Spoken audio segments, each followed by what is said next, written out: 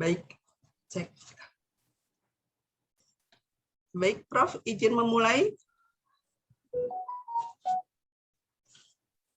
Bismillahirrahmanirrahim. Assalamualaikum warahmatullahi wabarakatuh. Waalaikumsalam warahmatullahi wabarakatuh. Selamat siang dan salam sejahtera untuk kita semua.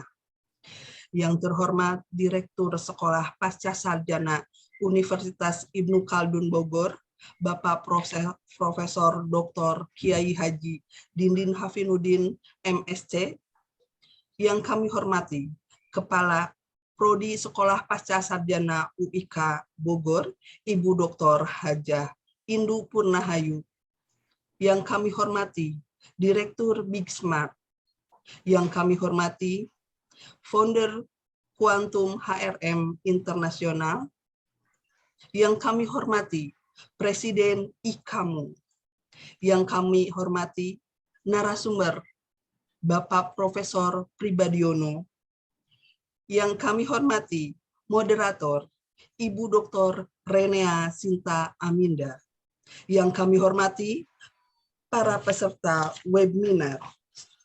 Kami mengucapkan terima kasih atas partisipasi Bapak dan Ibu yang telah berkenan mengikuti acara ini. Serta hadirin yang kami muliakan. Sekolah Pasca Sarjana Universitas Ibnu Khaldun Bogor dan IKAMU didukung oleh Big Smart menyelenggarakan webinar Visiting Professor 01 dengan tema Talent Management System pada program Merdeka Belajar Kampus Merdeka. Pada hari ini, tanggal 8 Oktober 2021, akan segera dimulai dengan acara sebagai berikut. Pembuka, pembacaan doa, sambutan-sambutan, visiting profesor, penyampaian penghargaan, dan penutup. Baiklah, kita awali acara ini dengan pembacaan doa kepada Bapak Ustadz Irfan Bahar Nurdin MM. Kami silahkan. Bismillahirrahmanirrahim. Assalamualaikum warahmatullahi wabarakatuh. Waalaikumsalam warahmatullahi wabarakatuh. Insyaallah kita akan mulai dan kita berdoa kepada Allah Subhanahu wa taala, tundukkan hati kita, mudah-mudahan mendapatkan ilmu yang bermanfaat. Allahumma inna nas'aluka ilman nafi'an wa rizqan thayyiban wa amalan mutaqabbala. Allahumma inna nas'aluka al-huda wat tuqa wal afafa wal ghina. Allahumma inna nas'aluka al-huda wat tuqa wal afafa wal ghina. Rabbana hab lana min azwajina wa dhurriyyatina qurrata a'yun waj'alna lil muttaqina imama. Allahumma arinal haqqa haqqan warzuqna ittiba'ah wa arinal batila batilan warzuqna ijtinabah. Rabbana atina fid dunya hasanah wa fil akhirati hasanah wa qina adzabannar. Wassalamualaikum warahmatullahi wabarakatuh. Waalaikumsalam warahmatullahi wabarakatuh. Terima kasih kepada Bapak Ustadz Irfan Bahar Nurdin MM atas pembacaan doanya. Bapak Ibu serta hadirin yang kami banggakan. Selanjutnya kita simak welcoming speech dari Kaprodi Pasca Sarjana UIK Bogor kepada Ibu Dr. Hajah Indu Purnahayu. Kami silahkan.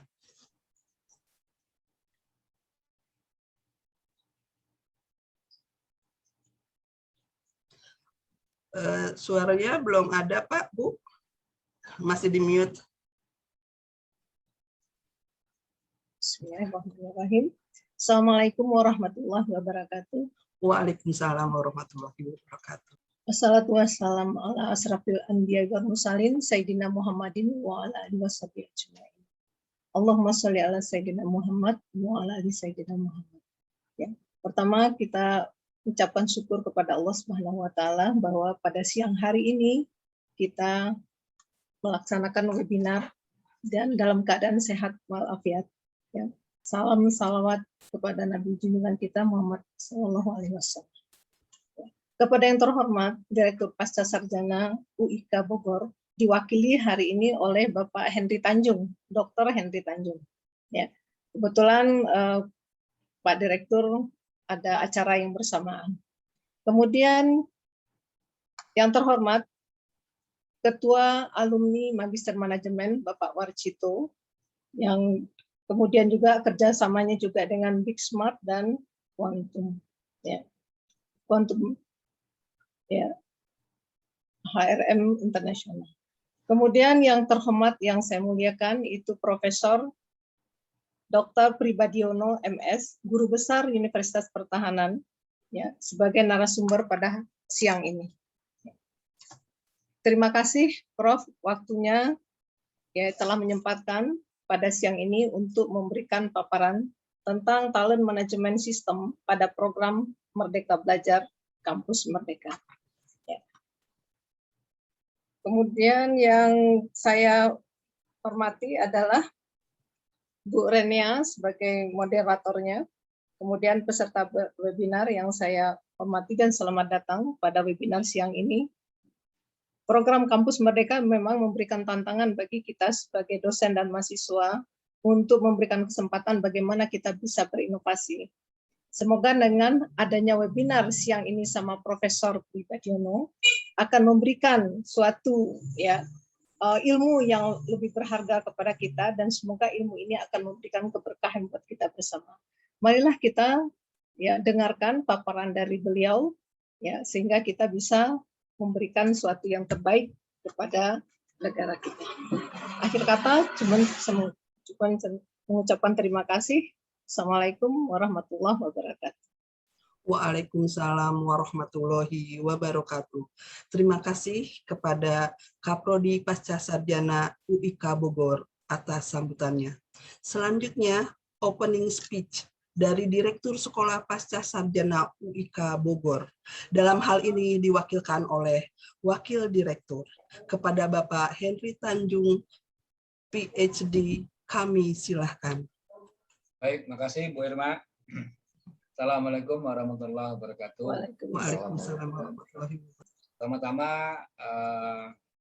kita ucapkan puja-puji syukur kehadirat Allah Subhanahu wa taala yang mana pada pagi hari ini kita dalam keadaan sehat walafiat. Pagi hari ini ya, Prof pribadi ya. Pagi hari ini ya kita dalam keadaan sehat walafiat.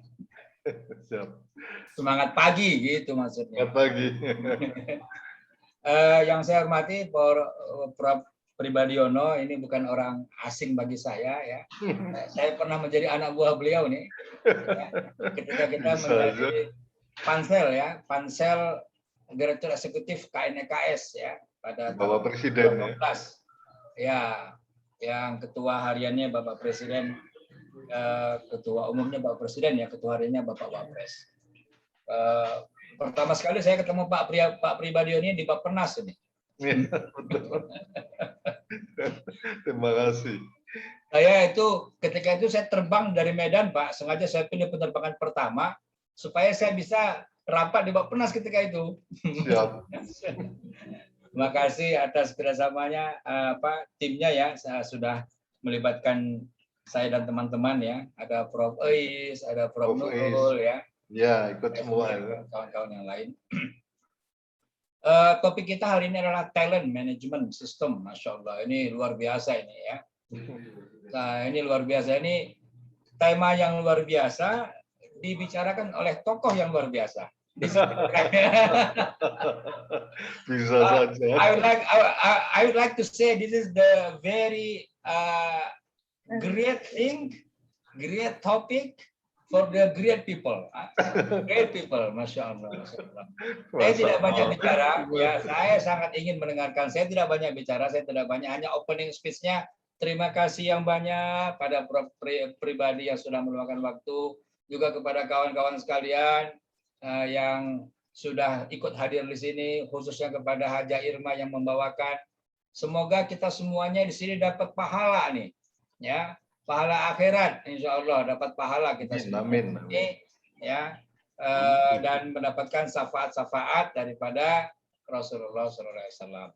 Tanpa memperpanjang waktu, ya, acara apa namanya ini, workshop atau webinar ini ya. Visiting Profesor visiting professor dengan tema Talent Management System pada program Merdeka Belajar Kampus Merdeka. Dengan ini dibuka. Assalamualaikum warahmatullahi wabarakatuh.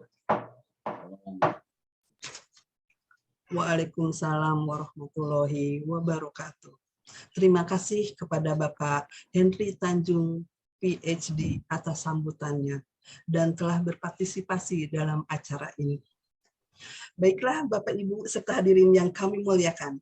Acara selanjutnya adalah Visiting Professor Webinar dengan tema Talent Management System pada program Merdeka Belajar Kampus Merdeka, yang akan dipandu oleh moderator kita, yaitu Ibu Dr. Renia Sinta Aminda.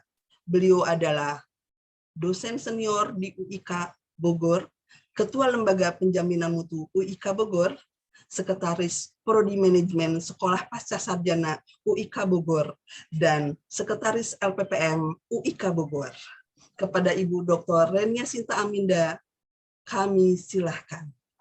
Terima kasih Ibu Haja Irma atas kesempatannya. Matur nuwun sangat, Prof. Assalamualaikum warahmatullahi wabarakatuh. Waalaikumsalam. Alhamdulillahirabbil alamin. Wabihi nasta'in wa ala umuri dunya waddin. Wassalatu wassalamu ala asrofil anbiya'i mursalin wa ala alihi washabihi ajmain amma ba'du. Salam sejahtera, salam sehat, semangat untuk kita semua.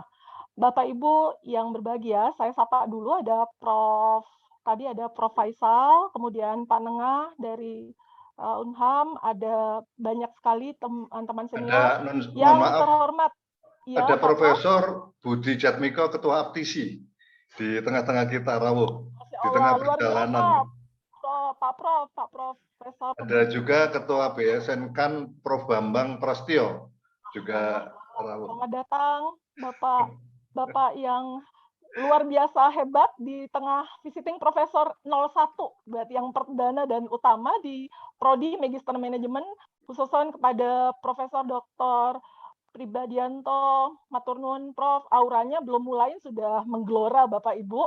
Dan terima kasih kepada Big Smart, founder Quantum HRM Internasional, penemunya, foundernya ada di sini juga di tengah-tengah kita, dan vibes-nya Bapak Ibu belum berbicara sudah berasa. Jadi tapi ini Pribadiono bukan Pribadianto. Salah ya. Waduh, ini mesti di sesama orang Madura ini Pak Henry, nggak apa-apa. Sama orang Madura. Baik Bapak Ibu, sebelum kita memulai untuk membahas mengenai isu penting dan lagi hot gitu ya, terkait program Merdeka Belajar Kampus Merdeka dan integrasinya dengan talent management system atau sistem manajemen bakat, bagaimana interrelasi dan lain-lain, saya akan membacakan profil profesor yang keren ini ya. Keren, ganteng, seger, hebat, dan pastinya luar biasa isinya. Saya izin Prof untuk membacakan kurikulum vitae-nya. Profesor Dr. Pribadiono, Insinyur MS, beliau adalah guru besar di Unham, dosen LLDT Jatim, dosen PTN PTS di beberapa PTN PTS, jadi pastinya semuanya banyak yang kenal, sampai kolega semua hadir, dan di tengah pagi hari ini berkumpul semua profesor. Kemudian perusahaan yang dimiliki adalah owner dan founder pada PT Quantum HRM Internasional, Direktur Eksekutif LSP Quantum, dan domisilinya saat ini di Surabaya, Sidosermo, kemudian lahirnya di Jember, dan Jember itu keren Prof, ganteng, pedes. Pendidikan Sarjana Teknik Industri, Institut Teknologi 10 November Surabaya, kemudian S2-nya Master of Science, University Management Erlangga Surabaya, kemudian doktornya Doctor of Economic and Management, khusus dalam manajemen sumber daya manusia, cocok ini. Dan profesornya pun sama, linier, manajemen sumber daya manusia dan organisasi. Saya bacakan pengalaman profesinya Bapak Ibu, karena walaupun sudah pasti tahu, tetapi ini banyak di antara banyak, saya akan bacakan beberapa. Pimpinan dan asesor ahli utama bidang personal certification pada LSP Quantum, asesor ahli utama reviewer peneliti nasional RPN bersama Kemenristek Dikti BSN, pimpinan Asosiasi Tenaga Teknik Indonesia, ASPPI, Lembaga Jasa Konstruksi, sertifikasi juga, sertifikasi personal. Kemudian sebagai Ketua Bidang Pengembangan Standarisasi SDM, Masyarakat Standarisasi Indonesia, MASTAN, MASTAN. Kemudian leader senior asesor bidang SDM dan organisasi di berbagai kementerian dan lembaga Republik Indonesia. Dan konsultan senior banyak sekali Bapak Ibu, jadi selain itu pemilik hak cipta statis dan dinamis pribadi. Spiderplot, intellectual property right, nomornya ada, dan banyak sekali Prof. Mohon maaf Prof, ini bacanya kayaknya berapa jam ini nggak selesai. Sekali Bapak Ibu. Jadi kita akan mendengar materi visiting profesor kita di kesempatan perdana bagi Universitas Ibnu Khaldun, khususnya Sekolah Pasca Sarjana pada Prodi Magister Manajemen, dan dipersilakan seluas-luasnya waktu kepada Prof menyampaikan materi terkait talent management system pada program Merdeka Belajar Kampus Merdeka. Mangga Prof. Ya, baik, terima kasih. Bismillahirrahmanirrahim. Assalamualaikum warahmatullahi wabarakatuh. Waalaikumsalam warahmatullahi wabarakatuh. Sekalian selamat sejahtera, selamat siang, kemudian Om Swastiastu, Namo Buddhaya, salam kebajikan.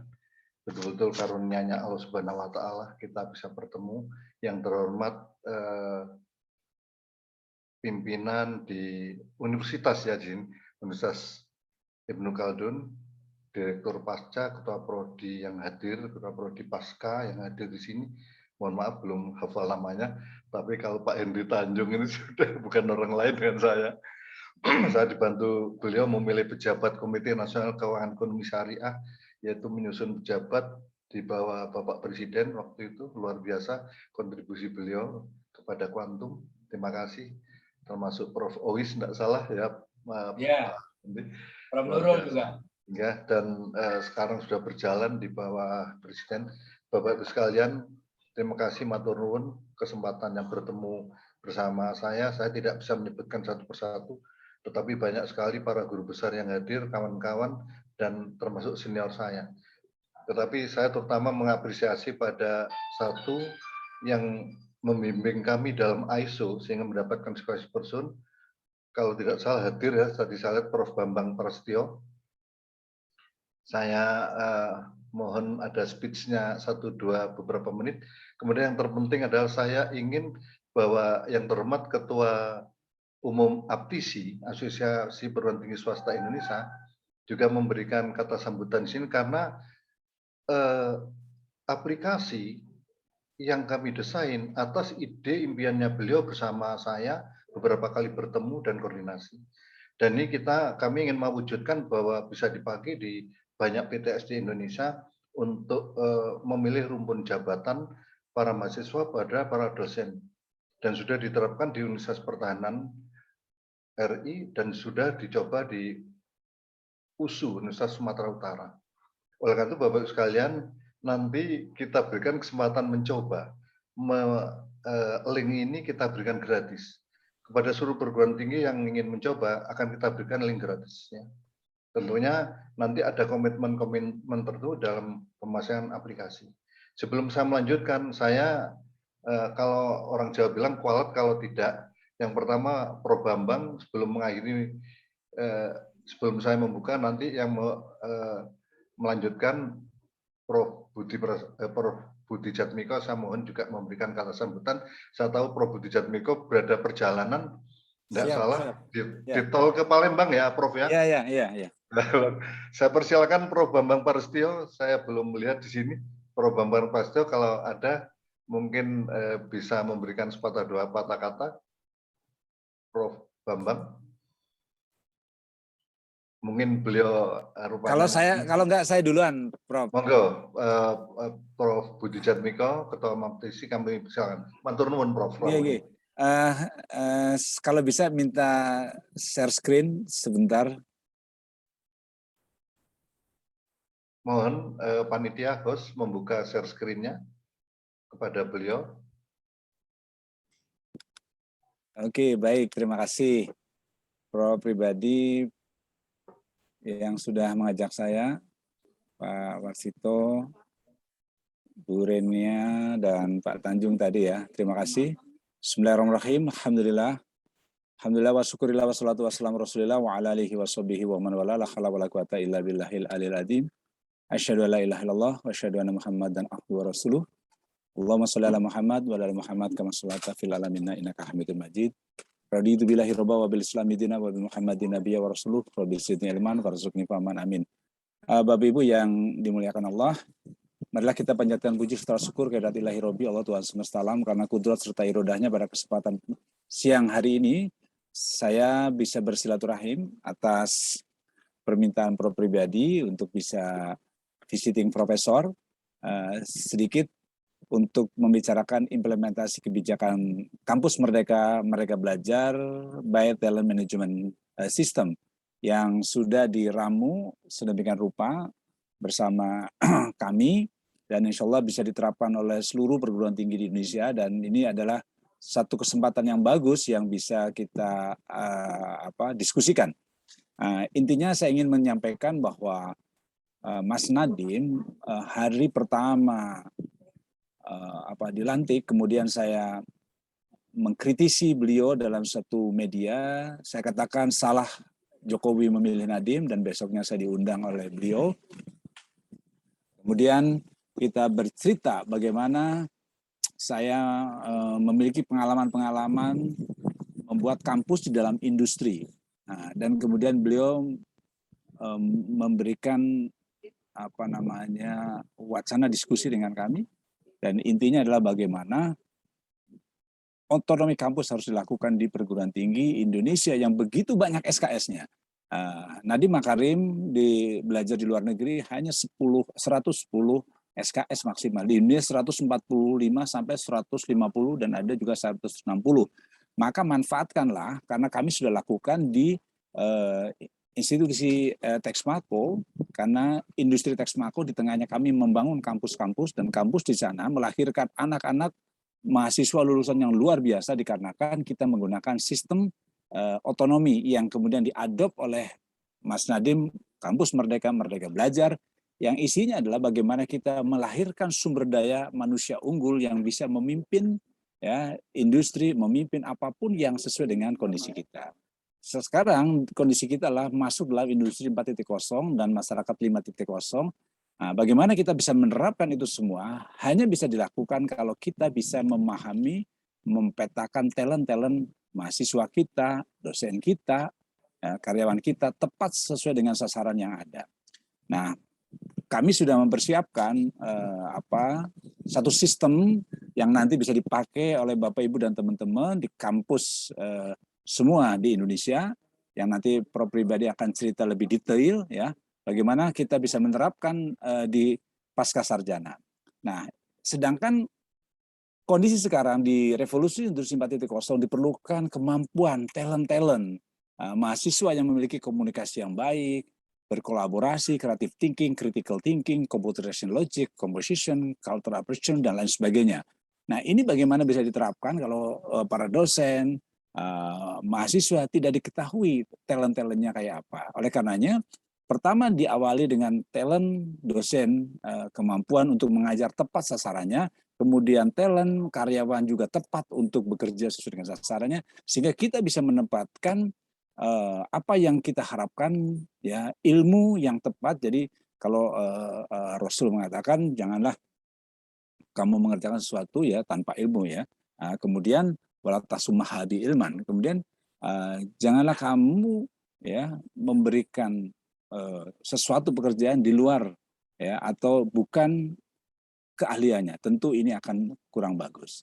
Sehingga kalau dosen nanti mengajarkan sesuai dengan talentnya, akan lahir mahasiswa yang hebat. Sedangkan Indonesia berharap dan menginginkan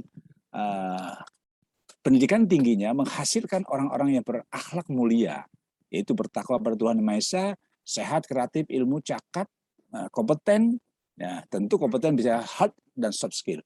Nah, di dalamnya mahasiswa itu berproses harus memiliki tridharma yang di dalamnya diinginkan ya ada 8 Merdeka Belajar Kampus Merdeka yang bisa dipakai untuk mendalami kompetensinya. Dan setiap mahasiswa sekarang atau lulusan tidak diharapkan dengan ijazahnya, tetapi sertifikasi kompetensi atau sertifikasi profesi. Nah, bersama Quantum nanti kita bisa meng-hire atau mendapatkan mahasiswa-mahasiswa yang sudah diketahui talentnya kayak apa, termasuk di dalamnya dosen. Bagaimana kemampuan communication, collaboration, conversation, critical thinking, creative thinking, composition, dan lain sebagainya. Nah, apa sih pengertian talent management system? Talent management system merupakan sistem yang mana secara umum berfokus pada manajemen orang-orang yang ada di perusahaan atau di kampus, pada dosen, mahasiswa, dan lain sebagainya. Nah, bagaimana kita bisa menghasilkan talent itu? Tentu ada manfaatnya. Talent management system yaitu yang mudah digunakan tidak hanya SDM, namun juga bagi karyawan, bagi dosen. Agar berhasil sistem manajemen bakat ini harus memiliki pengalaman pengguna yang luar biasa, di mana bisa diakses oleh perangkat seluler, tidak hanya berbasis desktop. Jadi nanti bisa dilakukan dengan itu semua. Nah, manfaatnya apa? Tentu menarik talent terbaik dari dosen-dosen, menarik talent terbaik dari setiap mahasiswa pasca sarjana yang ada sekarang ikut mungkin ya. Kemudian bagaimana meningkatkan motivasi dan keterlibatan sumber daya manusia di dalam ada dosen, ada karyawan, ada mahasiswa. Nanti kita bisa ketahui talentnya kayak apa, nanti bisa dikembangkan dan lain sebagainya. Dan yang ketiga, menurunkan kesenjangan keterampilan. Sehingga keterampilan itu akan bisa terus ditingkatkan karena kita tidak tahu semua manusia kelihatannya keterampilan yang sama, padahal memiliki kedalaman dan kedangkalan yang berbeda. Dan yang terakhir, retensi bakat dan bisa terus meningkat. Nah, untuk apa talent management system untuk kampus-kampus? Nah, tentu berkaitan dengan Merdeka Belajar dan Kampus Merdeka. Misalnya, bagaimana kampus bisa menerapkan setiap mahasiswa untuk bisa ikut di dalam kegiatan mahasiswa yang 8 kegiatan, yaitu magang, proyek desa, mengajar di sekolah, pertukaran pelajar, penelitian, kegiatan wirausaha, studi, atau proyek independen, proyek kemanusiaan. Tidak semua mahasiswa tepat pas untuk mendapatkan itu. Dengan menggunakan talent management, nanti kita akan ketahui, nah tepatnya mahasiswa itu magang di mana, bakatnya kayak apa, kemampuan akademiknya yang sesuai kayak apa. Nah, ini akan mempercepat perkembangan ilmu pengetahuan bagi anak-anak kita.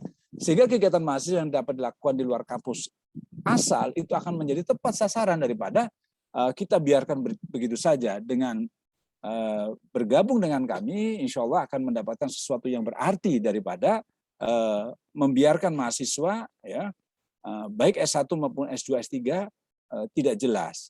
Oleh karenanya, kita berkaitan dengan apa?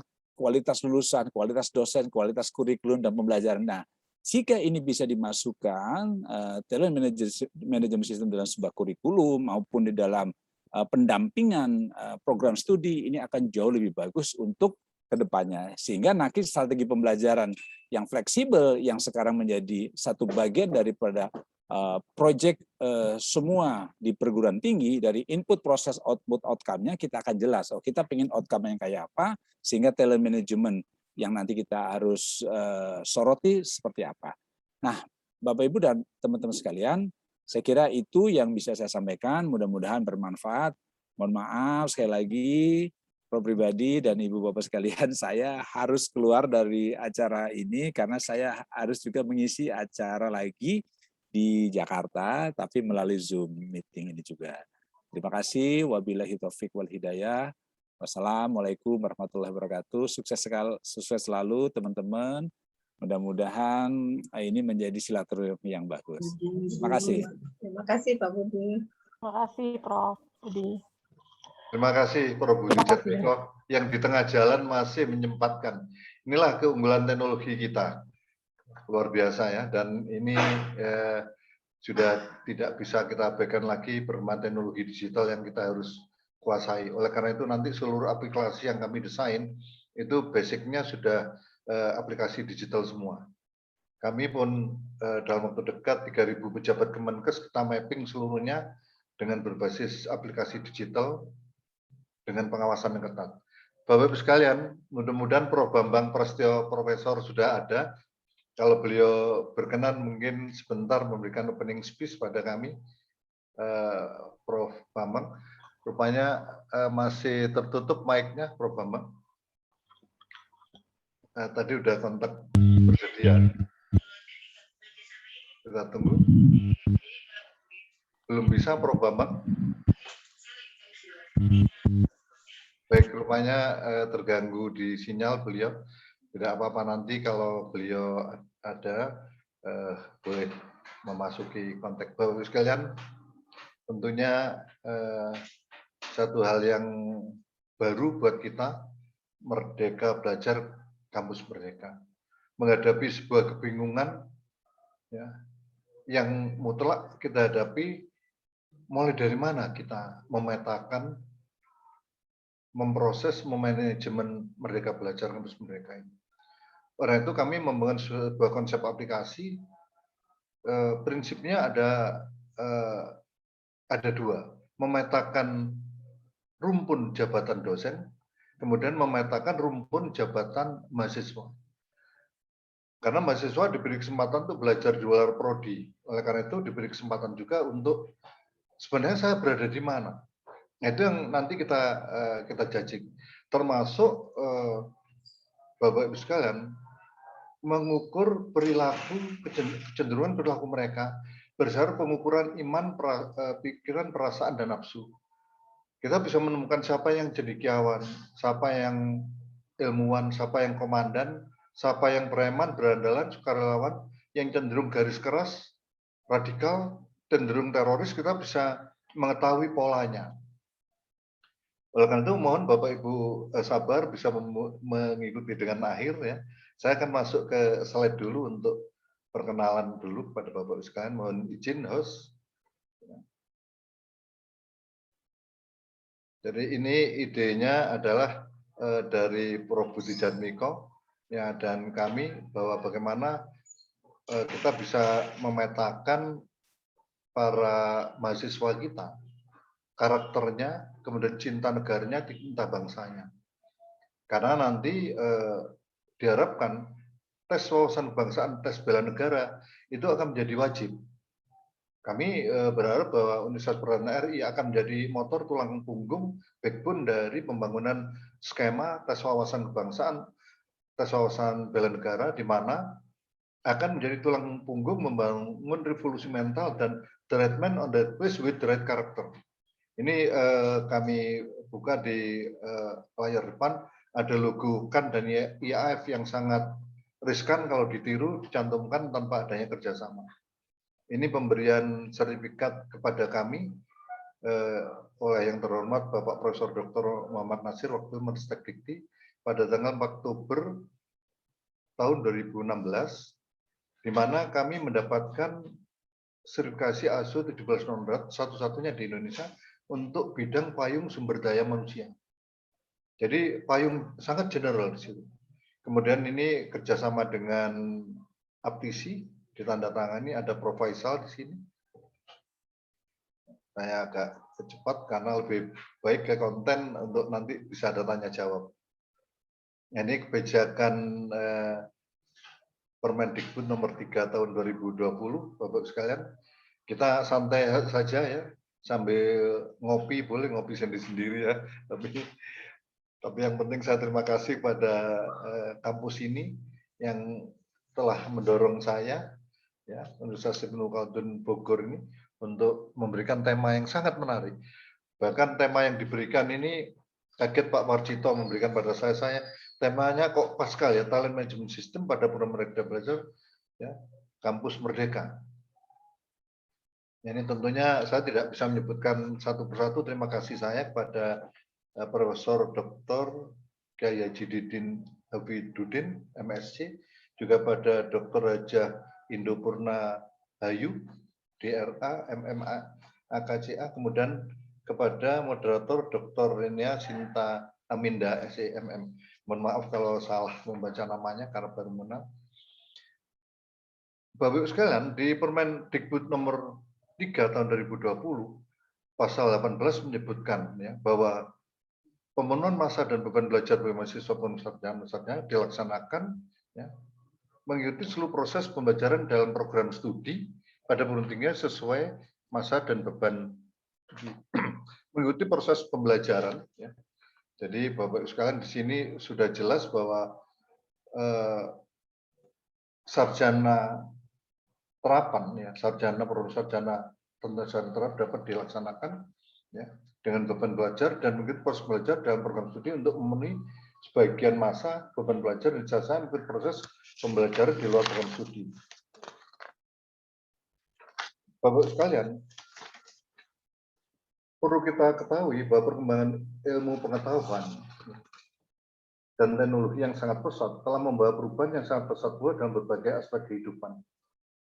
Pekerjaan dan cara kita bekerja berubah, banyak lapangan pekerjaan yang hilang, sementara berbagai jenis pekerjaan baru bermunculan.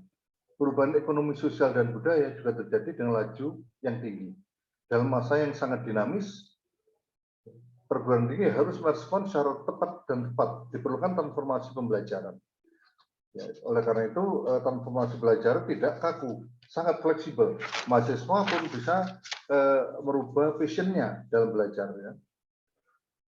Kebijakan Kampus Merdeka merupakan kebijakan Menteri Pendidikan dan Kebudayaan yang bertujuan mendorong mahasiswa menguasai berbagai keilmuan yang berguna untuk memasuki dunia kerja. Kampus Merdeka memberikan kesempatan bagi mahasiswa untuk memilih mata kuliah yang mereka ambil. Nah, Bapak sekalian, ketentuannya apa? Yaitu 1 semester atau setara dengan 20 SKS menempuh belajar di luar program studi pada perguruan tinggi yang sama, atau paling lama 2 semester atau setara 40 SKS menempuh belajar pada program studi yang sama di perguruan tinggi yang berbeda, pembelajaran pada program studi yang berbeda, pada perguruan tinggi yang berbeda, dan atau pembelajaran di luar perguruan tinggi.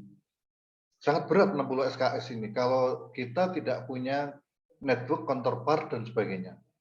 Orang itu backbone counterpart harus dibangun. Juga sangat berat lagi menentukan mahasiswa ini mau kemana, ya dosen wali akan bingung, sebenarnya kemana-mana, anak-anak bisa semburat.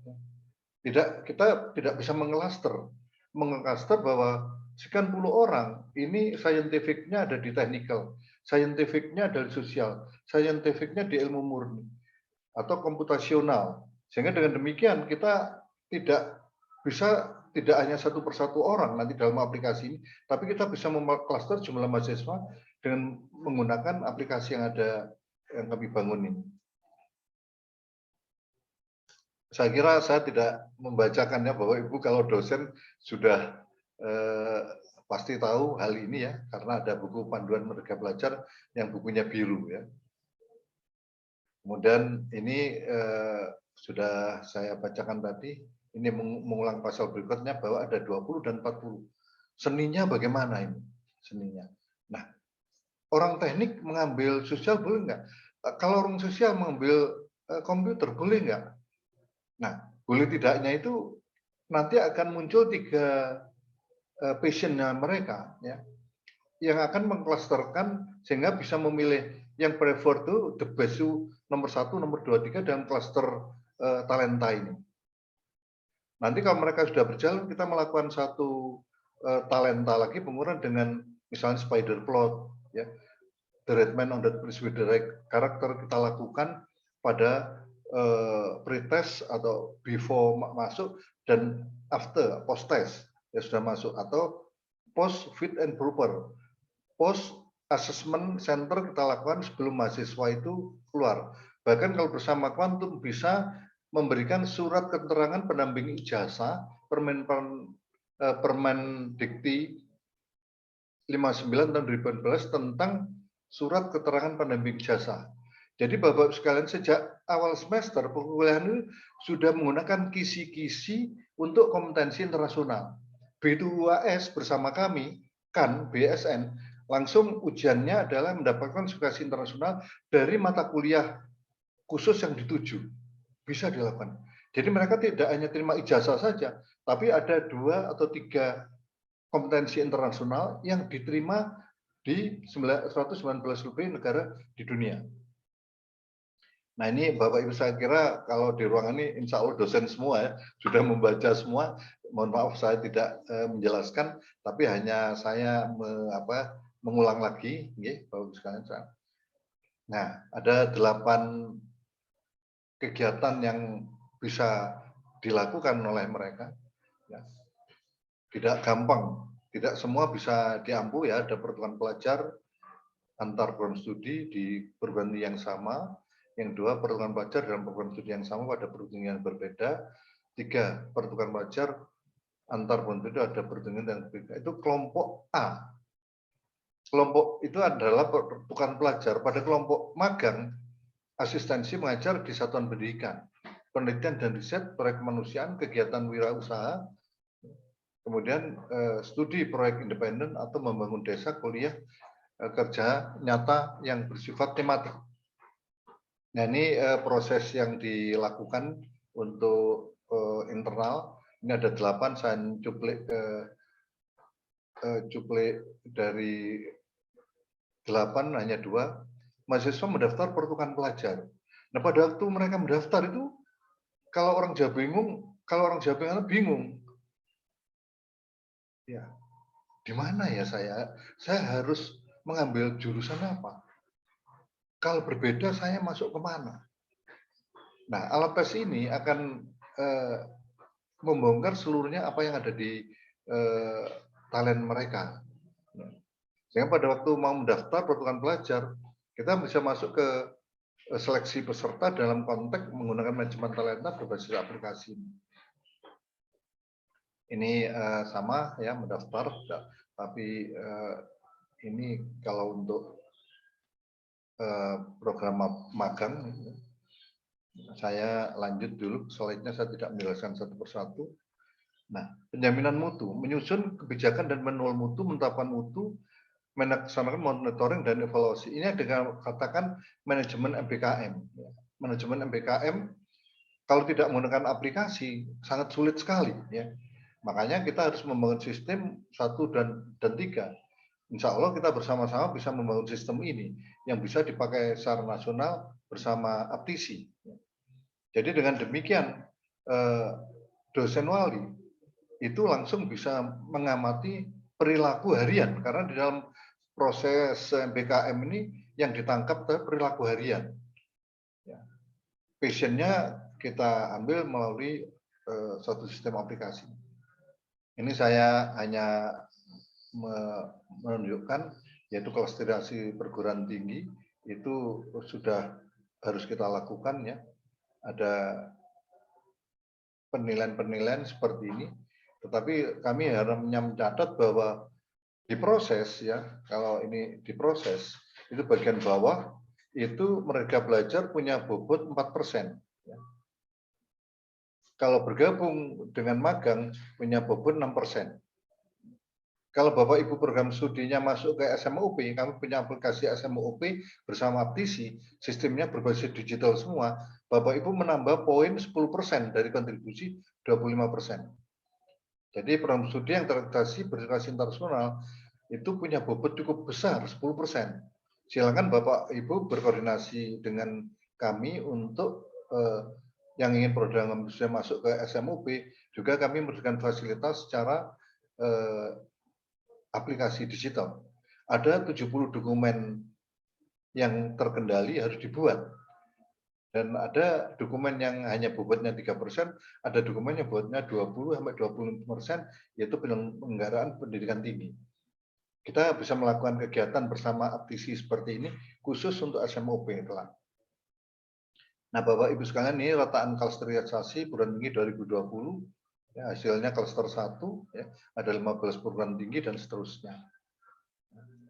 Bapak Ibu kalau berminat nanti saya berikan juga PowerPoint ini.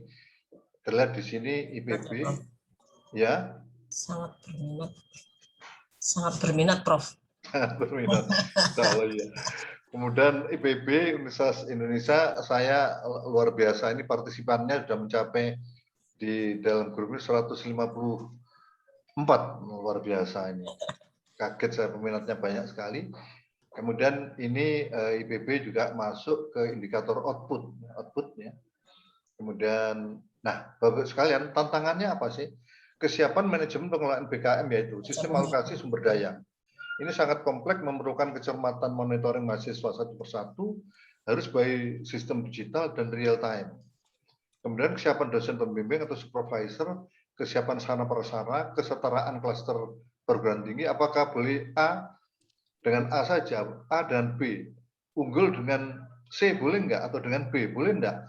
Nah ini kan tentunya perlu dipertimbangkan. Salah-salah A yang atau unggul, nggak mau dah saya dicampuri perguruan tinggi yang tidak jelas. Ya. Karena saya ini diangkat di Universitas Negeri Bengkulu tahun 85. Saya tahu betul bagaimana mengajar di PTS itu. Saya pernah mengajar, ngejar ke sana sampai saya hitung urut sana sini pagi sore sampai 6-8 perguruan PTS dan PTN. Saya ngajar di UNER 17 tahun di Fakultas Ilmu Kesehatan dan Kedokteran. Ya. Tapi saya masih senang menyambi itu. Saya tidak memikir bayaran, pokoknya senang mengajarnya itu. Kemudian sistem monitoring satu persatu mahasiswa, dosen pembimbing sangat intens, cukup rumit dalam logbook yang kita desain. Interaksi kesisteman harus dibangun segera. Sosialisasi MBKM yang memerlukan joklang terstruktur agar lancar dalam operasional, yaitu pelatihan operasional MBKM perlu dilakukan. Pemilihan jurusan prodi yang sesuai berbeda, ya, berbasis rumpun keilmuan yang sesuai dengan minat masing-masing mahasiswa, bimbingan dan conseling dosen pembimbing. Nah, saya akan beralih, mohon izin ke slide berikutnya.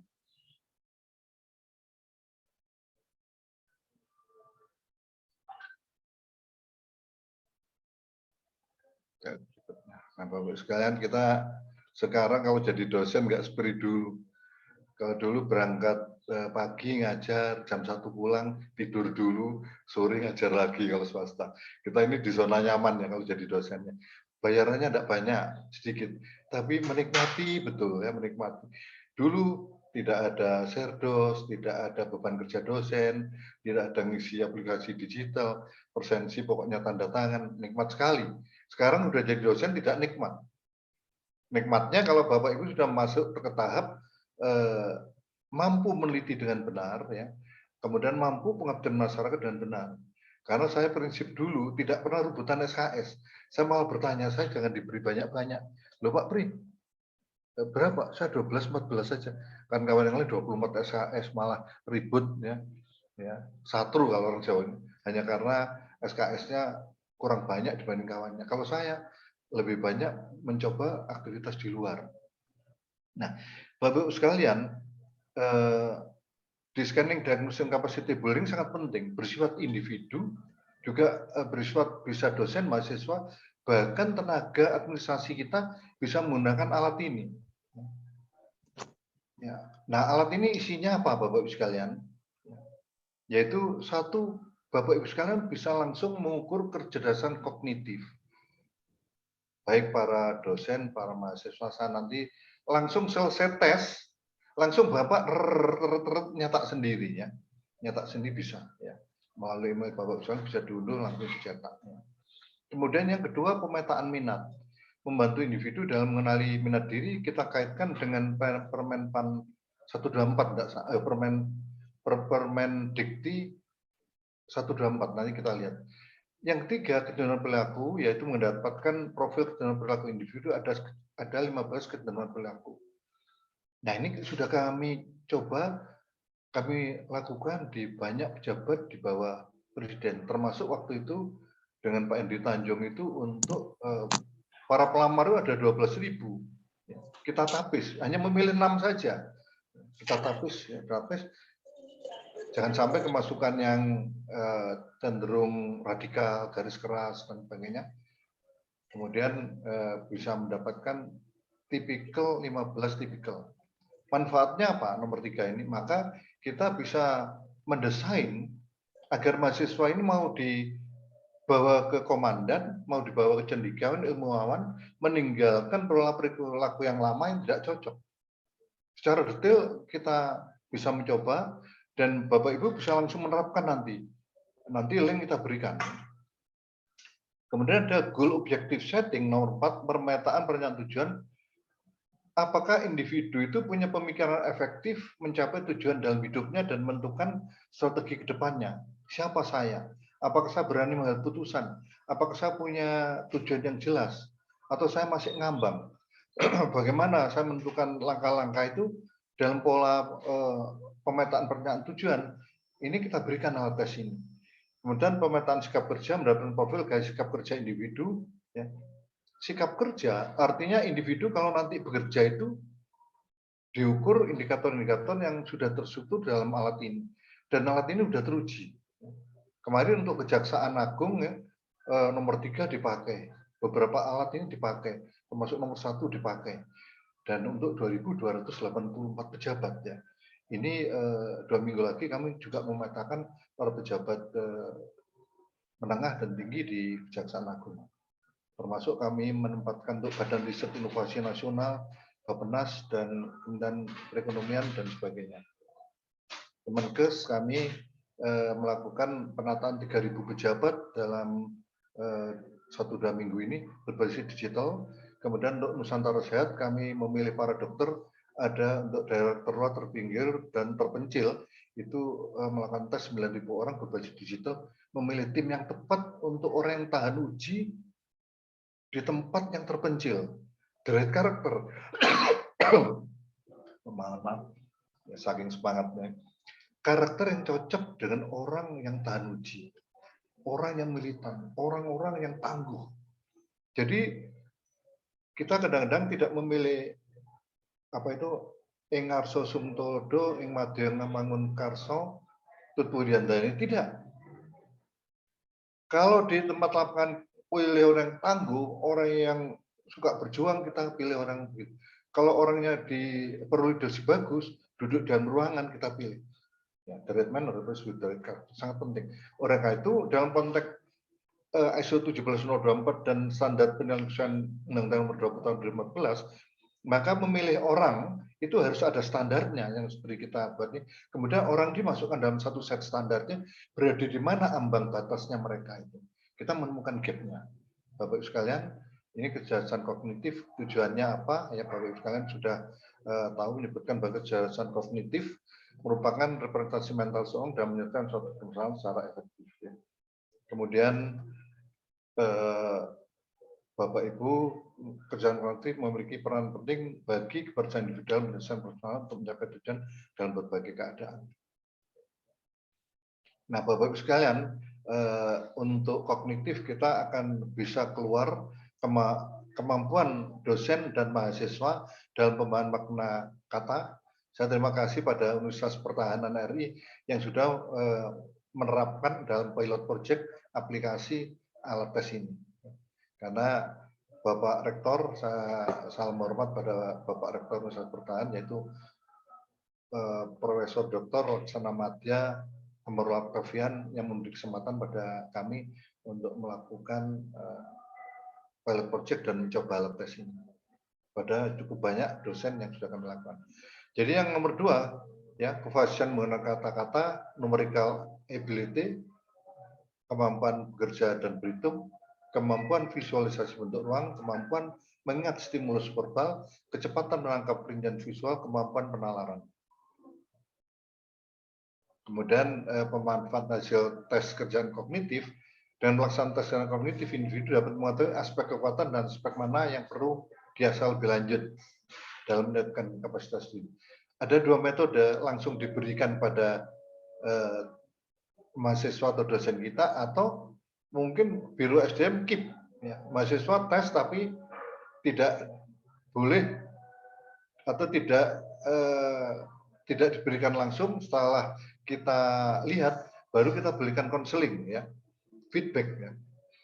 Hal ini sangat dimungkinkan karena berdasarkan hasilnya ditemukan bahwa pendidikan merupakan metode yang paling konsisten, kuat, dan teruji dalam meningkatkan kecerdasan kognitif. Hasil tes kecerdasan kognitif dapat menjadi dasar bagi individu memilih program belajar yang sesuai dengan kebutuhan. Hal ini selaras dan semangat mereka belajar mereka yang memberikan kesempatan bagi mahasiswa untuk belajar di luar program studinya, sehingga mahasiswa dapat memperkaya dan meningkatkan wawasan secara kompetensi diri. Pemetaan minat, nah ini. Jadi minat ini akan mendapatkan 12 tabulasi sini. Siapa yang suka bekerja di outdoor, siapa yang mechanical, siapa yang komputasional, scientific, personal contact, arsitektik, ya, musikal, literasi, social service, clerical, practical, medical. Bapak Ibu sekalian, bahayanya kampus mereka belajar apa? Yaitu orang-orang mahasiswa kita akan memilih yang paling ringan, paling gampang. Padahal mereka punya kekuatan misalnya di scientific, di fisika. Kita akan kehilangan orang-orang yang basic science murni akan hilang. Karena mereka akan memilih yang mudah. Jadi dosen wali kalau sudah tahu orang ini kuat di mechanical, mereka lebih baik diarahkan ke mechanical saja. Kalau mereka bagus di scientific, ya, di mana scientific itu merupakan banyak ilmu murni di situ, diarahkan supaya kita tidak kehilangan orang-orang yang kuat di ilmu murni. Saya sudah sampaikan dalam tim yang membawai menengah dasar, itu sudah dimasukkan manajemen talenta. Tapi saya katakan, bakal manajemen talenta ini salah penggunaannya, maka kita kehilangan orang-orang pandai yang suka matematika, yang suka fisika, yang suka menghitung nuklir, itu tidak ada, kimia, kehilangan kita. Karena anak-anak muda cenderung memilih yang gampang saja. Nah, ini pembagian ilmunya akan muncul di sini, Bapak Ibu sekalian. Nanti deskripsinya ada. Ini adalah berdasarkan Permendikbud nomor 124 tahun 2014. Nah, ada berapa rumpun di situ, prodi. Maka pada waktu kami pelatihan Gendang Perspektif muncul 489 program studi rumpun. Dalam ketentuan nomor 124 rumpun itu muncul 700 rumpun prodi. 700 rumpun prodi. Banyak prodi yang kosong. Dengan adanya MBKM bahaya karena anak-anak akan memilih jurusan, mengelompok pada jurusan yang tidak kita arahkan karena para dosen tidak punya pedoman sehingga dibebaskan untuk memilih. General perilaku, ya, kita alat tes yang ketiga memiliki iman, pikiran, perasaan, nafsu. Ini kita sudah menggunakan konsep universal, ya, universal. Jadi untuk berbagai agama bisa. Ya. Jadi iman menghasilkan takwa, pikiran jadikan berpikir dan ilmu pengetahuan, perasaan kasih sayang, nafsu akan mendorong manusia melihat motivasi, semangat daya juang juga bisa negatif. Ya, pada saat semua manusia memiliki hampir semua unsur tersebut, yang membedakan adalah perbedaan kualitas keseimbangan dari empat unsur. Maka nanti akan muncul 15 kecenderungan perilaku baik dosen, tenaga administrasi atau para mahasiswa, yaitu kalau dominan iman dia rohaniawan, kalau dominan pikiran dia ilmuwan, kalau dominan seniman dia adalah perasaannya, kalau dominan nafsu adalah preman, ya. Kemudian kalau pelayan lebih banyak kepikiran dan perasaan, sukarelawan, iman dan nafsu ini yang bahaya, cenderung ke bisa radikal, garis keras dan sebagainya. Ya. Kemudian kalau komandan pikiran dan nafsu, berandalan perasaan dan nafsu. Ya. Konon hasil tes ini banyak yang ibu-ibu ini, ya. Ini berandalan perasaan dan nafsu, nafsu belanja, ya, ingin ini dan itu, ya. Karyawan kombinasi iman, pikiran, perasaan, pahlawan, iman, pikiran, dan sebagainya. Makanya kita nanti memetakan kombinasi ini ada pie chart-nya nanti. Nah, dengan adanya pola ini kita bisa mendesain, mengarahkan orang, ya, supaya mereka tidak berlanjut kecenderungan pelaku yang negatif, ya. Termasuk perilaku ekstrim tidak sesuai dengan norma masyarakatnya, preman, berani, garis keras, radikal dan sebagainya. Itu kita bisa rem, merubah perilakunya dengan ekstrakurikuler dengan cara memberikan pelatihan-pelatihan di luar jam kuliah misalnya. Nah, ini hasil contoh dan perilaku nanti saya akan lebih detailkan. Kemudian menjadi bahan refleksi diri mahasiswa, menjadi konseling pembimbing untuk memperbaiki sesuai norma pada umumnya. Pemetaan pernyataan tujuan ini untuk menjalani kehidupan individu tertentu. Mohon izin saya kontrol waktu. Sudah 14.30. Dalam menjalani kehidupan, individu memiliki tujuan, baik itu dalam kehidupan pendidikan, pekerjaan, aspek hubungan sosial, dan lain sebagainya. Untuk dapat memenuhi tujuan individu, perlu mengatur strategi yang tepat agar tiap langkah yang diambil mendekatkan individu dengan tujuannya. Tes tujuan individu ini tingkat efektif. Ini melihat tingkat efektivitas individu mahasiswa dalam mencapai tujuan dalam hidupnya. Sehingga tes ini digali yaitu ada 7, menentukan tujuan secara jelas, menentukan langkah dan target, sehingga kita tahu mappingnya, gapnya mereka di mana. Dengan demikian kita bisa mengarahkan, ternyata mahasiswa ini lulus tapi ngambang, tidak bisa menentukan target dan tujuan tidak jelas. Maka kita berikan training nanti, kita berikan pengayaan. Kemudian pengukuran terhadap pencapaian pada setiap periode waktu, time series, komunikasi dan keterikatan dan lain dalam rangka mencapai tujuan, teamwork, motivasi, komitmen diri, fokus terhadap tujuan. Namanya ya, pemanfaatan alat tes ini, ya, goal objective setting menjadi bahan refleksi tadi, konseling sudah tadi. Kemudian sikap kerja, yaitu untuk mahasiswa melihat dirinya sendiri, dosen, ya, atau siapapun juga. Karena kalau Bapak Ibu nanti sepakat kerjasama dengan kami, Bapak Ibu akan bisa menggunakan dengan bebas, ya, sewaktu-waktu, bahkan untuk mengatakan mahasiswa baru, kita bisa, bagaimana kita nanti secara operasional biaya ini menjadi sangat murah sesuai pesannya Prof. Budi Jatmiko, Ketua Umum PISI. Nah, kita akan mendapatkan arah kerja, work direction, gaya kerja, aktivitas kerja, posisi atasan bawahan, apa ini menjadi atasan, apa hanya kalau orang Madura bilang norok buntek ya, ngatut, ngikut aja, follower aja, dan sebagainya. Kepemimpinan, relasi sosial, pengelolaan, dan sebagainya.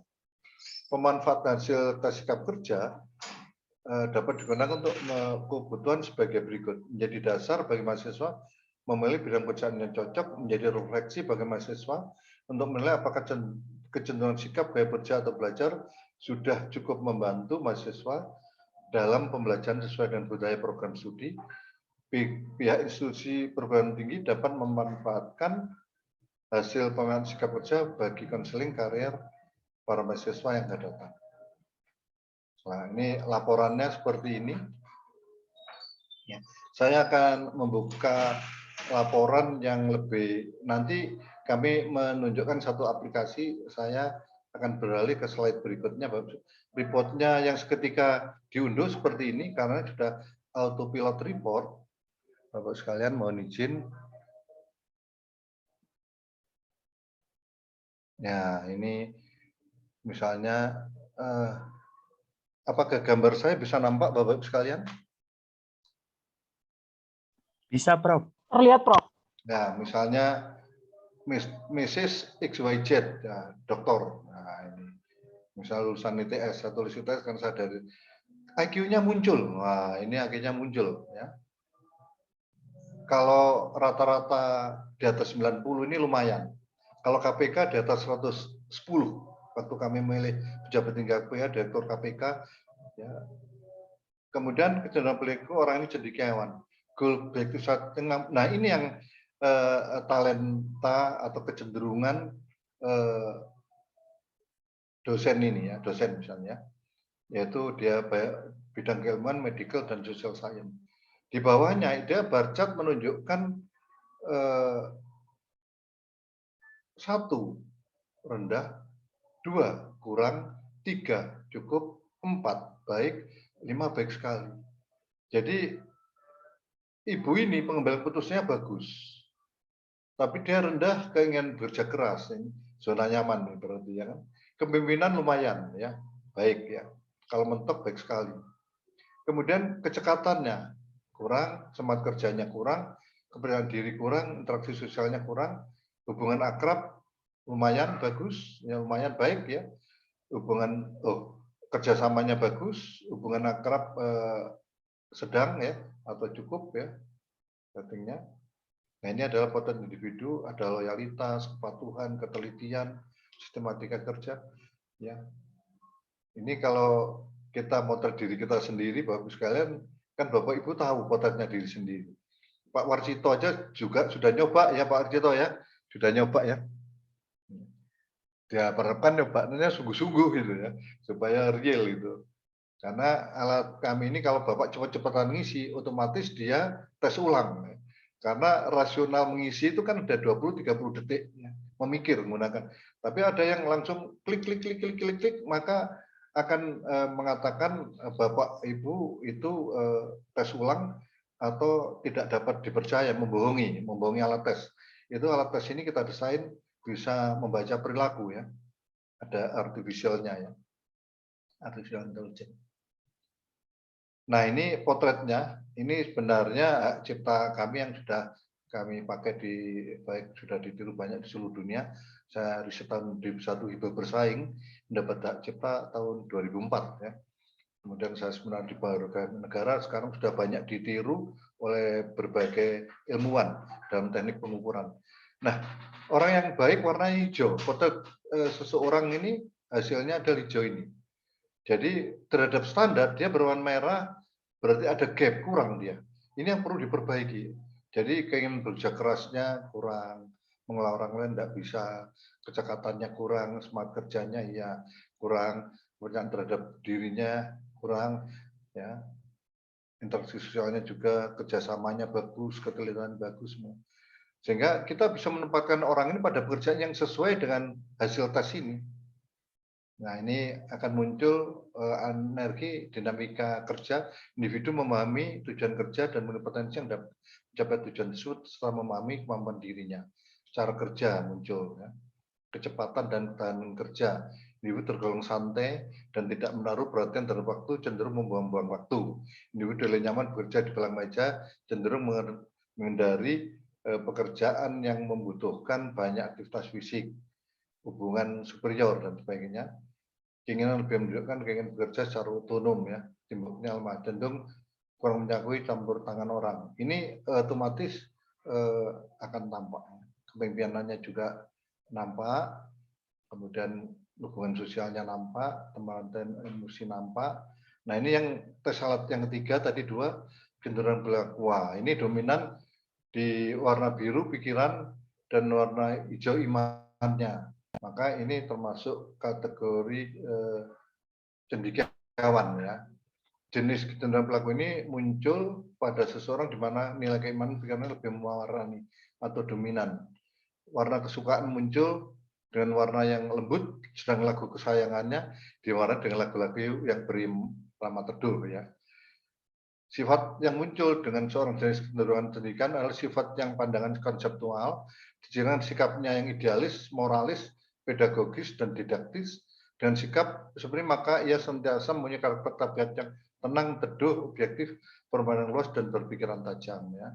Kemudian di sini pola penilaian dasar pada kebenaran ya, dan sebagainya. Kemudian yang alat yang berikutnya kelima adalah goal objective setting. Vision clarity, individu menjadikan mimpi dan harapan sebagai motivasi untuk bergerak maju. Dari target settingnya, individu membreakdown tujuannya dalam rencana kerja. Planning organizing-nya muncul, measurement dan milestone muncul, dan sebagainya muncul. Ya. Ini salah satunya. Saya membuka satu contoh lagi, kemudian kita dengan cepat bisa tanya jawab nanti. Saya stop dulu. Saya akan mencoba sebentar. Ini mudah-mudahan sudah mohon izin Bapak sekalian.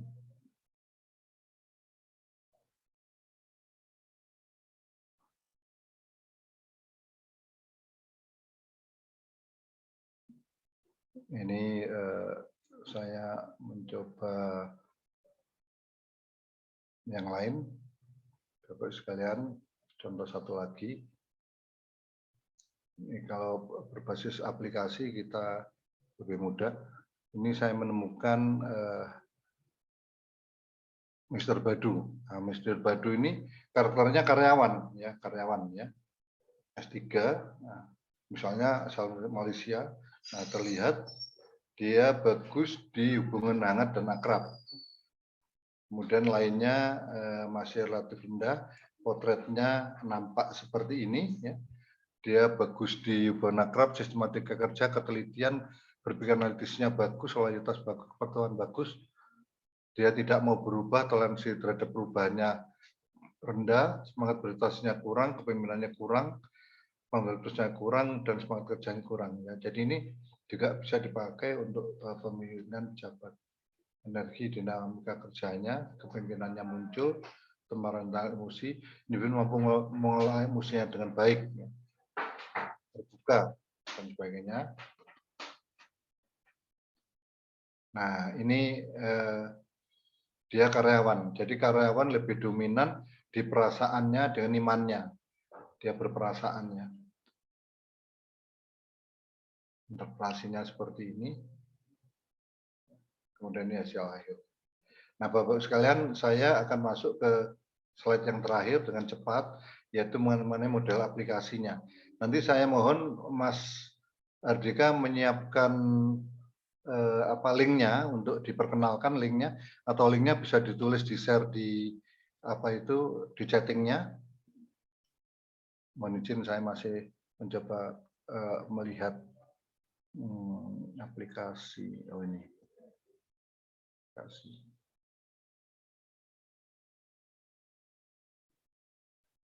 Oh, maaf Bapak sekalian.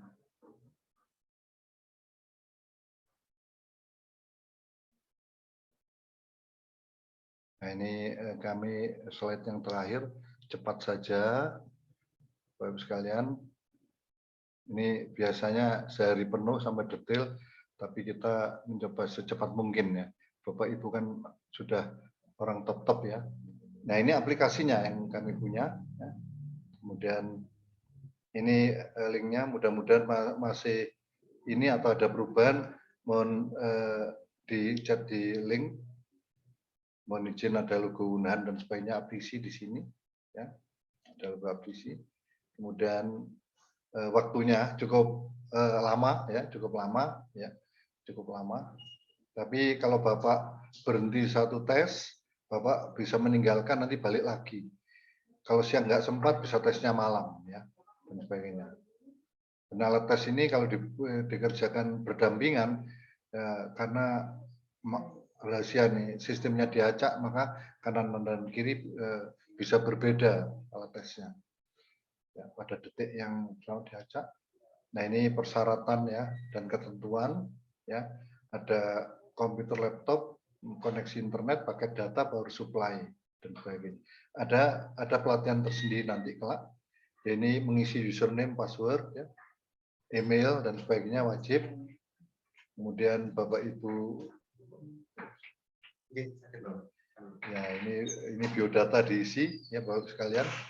Bapak Ibu tidak usah khawatir, Kejaksaan Agung aja percaya pada kami, Unahan percaya pada kami harus security, high security di Quantum ini, dan kami dipercaya melakukan tes untuk pejabat KPK, bahkan kemarin dengan Unahan melakukan beberapa tes yang penting untuk KPK dan sebagainya.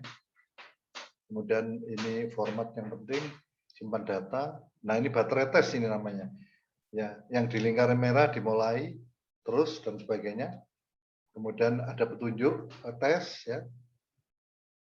Nah, mulai tes. Nah, ini kalau sudah selesai tes warnanya hijau, kalau belum dikerjakan warnanya masih merah ya.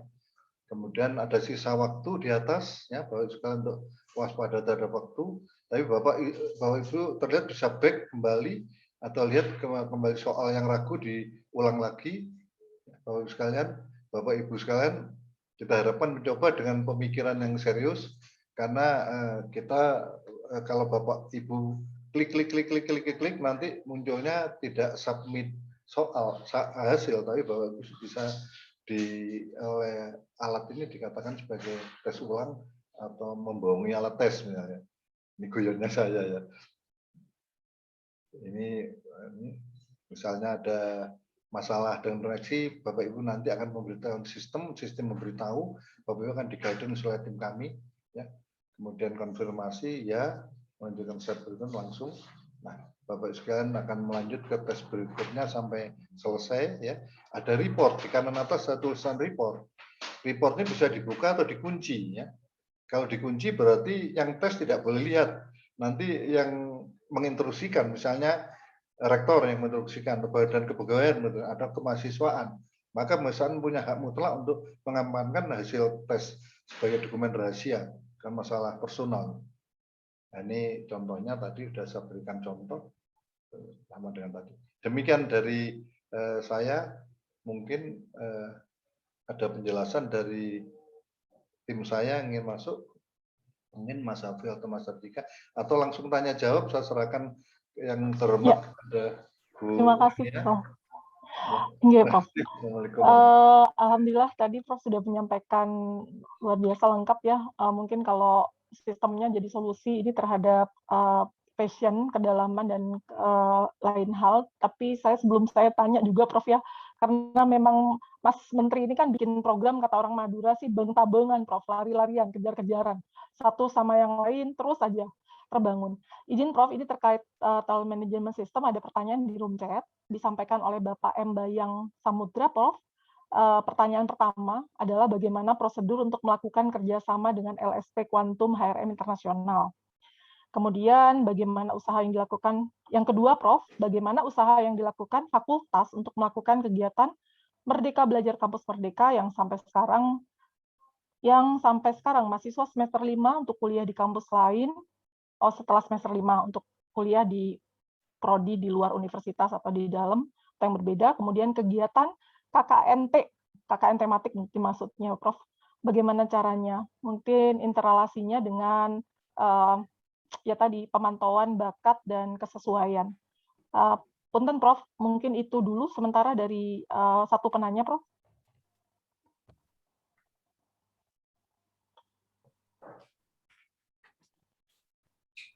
Atau mau langsung dua penanya Prof? Satu dulu ya Prof. Okay. Satu dulu boleh.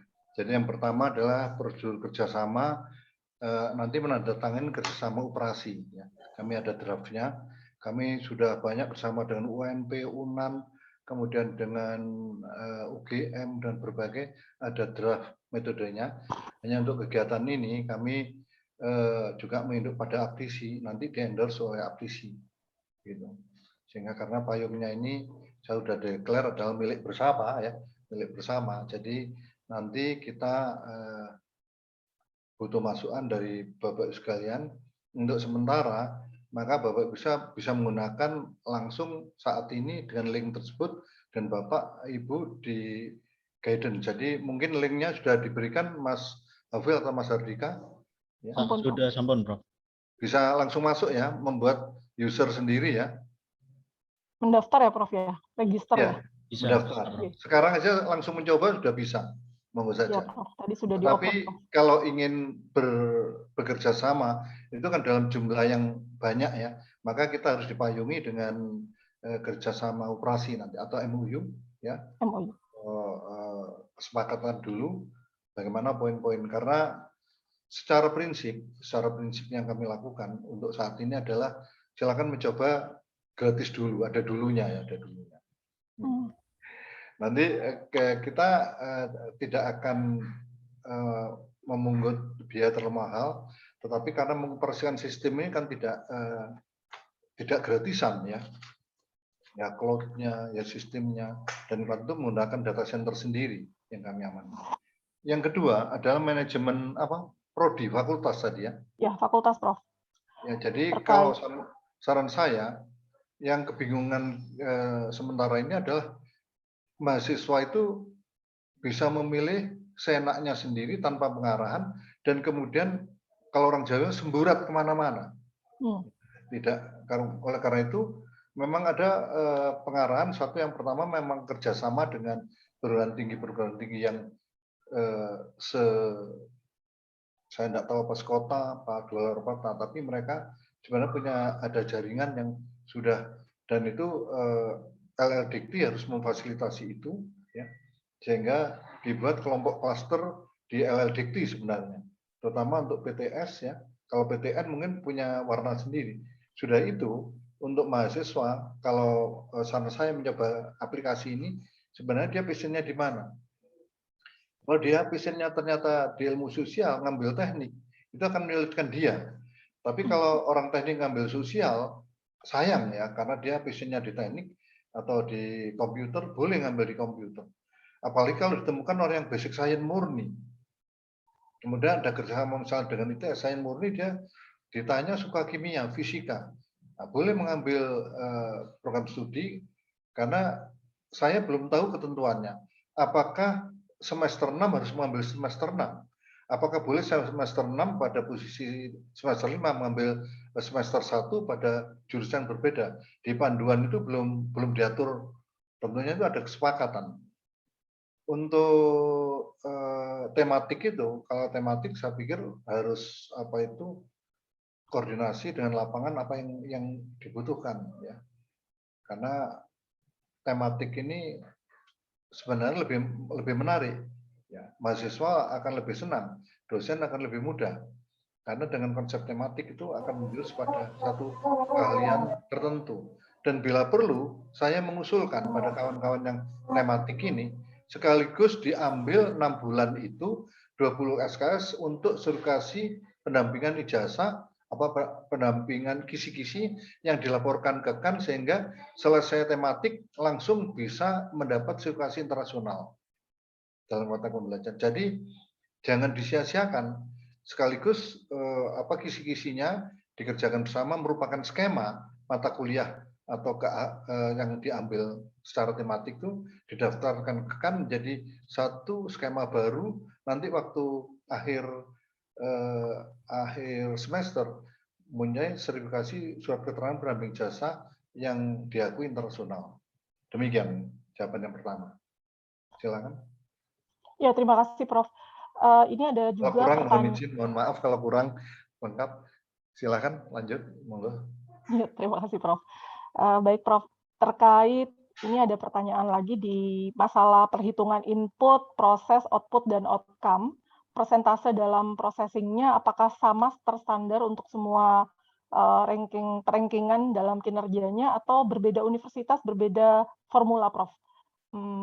Kemudian terkait ya, karena karakteristik lembaga kan berbeda, bagaimana menghitung atau mengukur outcome sebagai bagian dari indikator itu, persentase pembobotannya apakah berimplikasi. Ini terkait rankingan yang dikeluarkan oleh Kemendikbud mungkin Prof.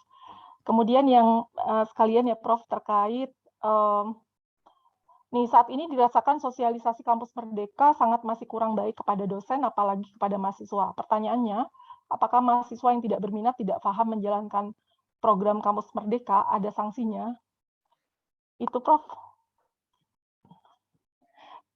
Izin mungkin Prof, ini sebagai lembaga, mungkin dari lembaga Universitas Ibnu Khaldun Prof, saya sebagai ketua penjamin mutu ingin bertanya juga Prof. Sekaligus ini Prof ya.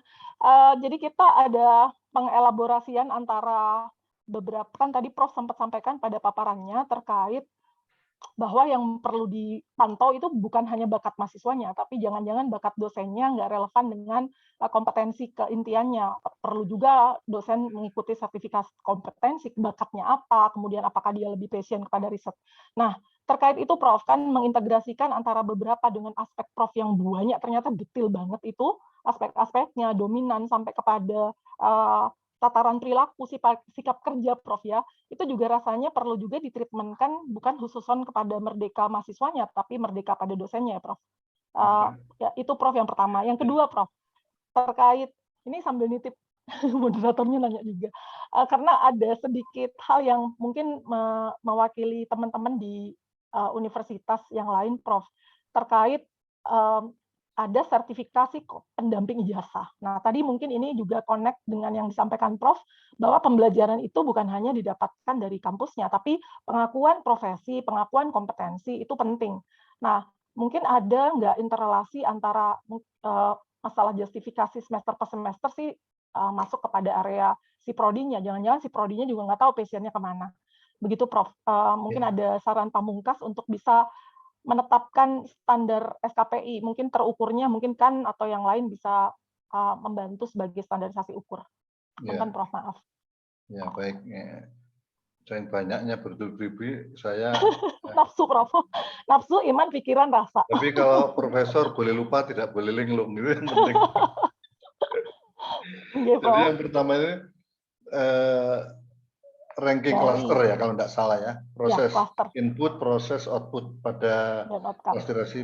Jadi kalau konsentrasi perguruan tinggi ini kan mestinya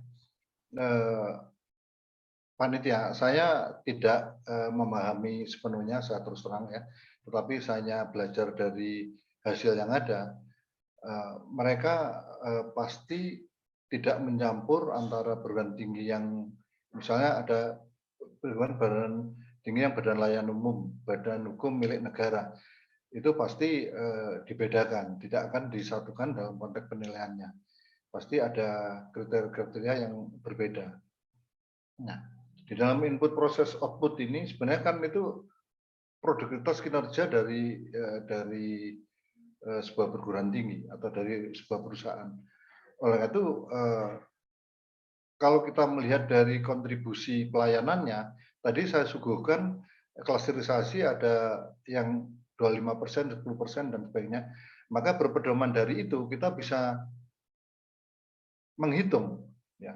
Karena saya kemudian lari dulu ke ibu yang dikatakan SPMI ada penjaminan mutu. Jadi Indonesia ini kan lucu, semua kementerian ekosektoral membuat akreditasi sendiri-sendiri.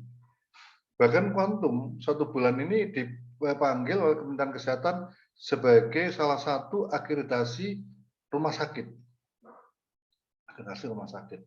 Jadi saya kemarin tadi kontak dengan Pak Tugas Ratmono, ya, Maijen, untuk memimpin sebagai dan saya di Quantum. Kemudian Brigjen Lili Widodo untuk Direktur Eksekutif Quantum akreditasi rumah sakit.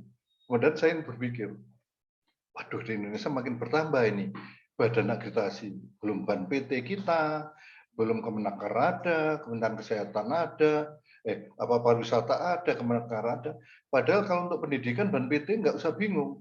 Sebenarnya ada SMOP 2101. Makanya prodi kita menyeberang ke luar negeri nggak bisa karena tidak link. Kisi-kisinya yang mau diamati tidak pernah link, ya. Ini menyatu kepada tadi ya, ranking klasterisasi untuk kinerja. Maka di ISO 2101 dalam proses kinerja klasterisasi itu yang diukur 10 item, sedangkan untuk BAN PT yang diukur hanya 6 kalau tidak salah, 6 atau 7 item itu. 6 item, 7 item atau 6 ya, saya ingat saya 6. Dan klausula internasional 10, sehingga kita ada gap untuk dokumen. Nah, dokumen itu kalau kita koncai dalam input proses output, itu ini di samping saya hadir Mas Hardika, jagonya ISO 2101 itu. Ada 70 dokumen yang harus dilengkapi untuk input, proses, dan output. Itu terkendali dokumen itu. Sedangkan kalau untuk BAN PT, dokumen terkendali mungkin tidak sampai 70. Nah, ini kita para dosen ini kalau sudah melihat itu, aduh, ngeluh ini, lega ini. Iya, Prof. Ya, Mbak Rena percaya kalau dosen di asesmen itu nggak mau. Aduh, bulan tahun nggak pernah di asesmen center, sekarang disuruh tes atau apa, tes MBKM, aduh macam-macam. Sister puyeng, Prof. Siang pulang tidur, sore datang ngajar lagi. Ya saya ngajar itu sudah puluhan tahun, saya tahu betul. Dosen ini diatur nggak mau. Yang orang yang paling sulit diatur di dunia ini adalah dosen itu. Dan dokter ya, dokter. Mohon maaf yang dokter sini ya, karena saya ngajar hampir 17-18 tahun di UNER, ya. Paling angel diatur dokter. Guyonnya saya. Jadi saya sekaligus menjawab ke SPMI tadi. Oleh karena itu, bagaimana sanksi mahasiswa kalau, maksudnya sanksi yang apa, Mbak? Nggak ikut MBKM? Iya, nggak, kan merdeka, jadi boleh nggak milih dong, Prof. Iya. Merdeka belajar ya, merdeka nggak milih kan, betul. Prof. Jadi betul, kan ini pertanyaan saya, apa sudah mandatori atau masih voluntary? Kalau ini masih bersifat voluntary, mahasiswa punya hak untuk tidak memilih, merdeka kok, merdeka. Jadi oleh karena itu dia milih tidak memilih, merdeka. Saya juga memilih untuk merdeka, karena merdeka tidak ikut program. Bisa saja terjadi seperti itu. Ya. Oleh karena itu, mohon dicermati aturan ini. Ada sanksi enggak? Kalau ada sanksi ya tetap berarti namanya mandatori, wajib, kan gitu. Tapi ini kan tidak bisa seketika tahun ini. Nah, mungkin melakukan penawaran pada mahasiswa yang ingin lintas batas studi. Itu yang paling adil, ya. Kita belajarnya mungkin tercapai target roadmap itu 3 tahun baru berjalan seluruhnya, itu masuk akal. Kalau tahun ini 100% MBKM tidak mungkin, ya. Berantakan, sistem manajemen hancur dulu. Sistem manajemennya, kartu rencana studi, sistem adminnya di pendidikan tinggi kampus kita hancur dulu, berantakan. Softwarenya aja bingung, softwarenya dulu bingung. Betul, Prof. Leadernya bingung, Prof.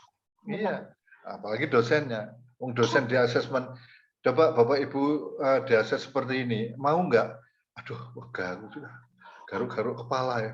Aduh, ada lagi ya. Tapi kalau di Universitas Pertahanan itu semua betul-betul kompak, manis, jeret, bergerak kompak. Kalau kita bisa militan seperti itu, alangkah hebatnya Indonesia ini. Ya. Karena saya ini konsultan bekerja 24 jam. Begitu saya mengajak dosen bekerja sama dengan saya, doktor, master, guru besar, saya ajak rapat tengah hari dan jam 2, panitia nyanggel saya, Pak Pri, timnya lo kok tidur? Waduh, hanya sekali di kementerian ini tidur. Ada Bu Menteri, ada Dirjen, sender di belakang nih ngomong tidur. Ya, habis itu ya saya keluarkan, tidak bisa sebagai tim kuantum. Karena kita militan, inovatif, kreatif, dan betul-betul bergerak cepat kami ini. Nah, para dosen ini banyak di zona nyaman. Mohon maaf saya kalau mengkritisi di ruangan ini.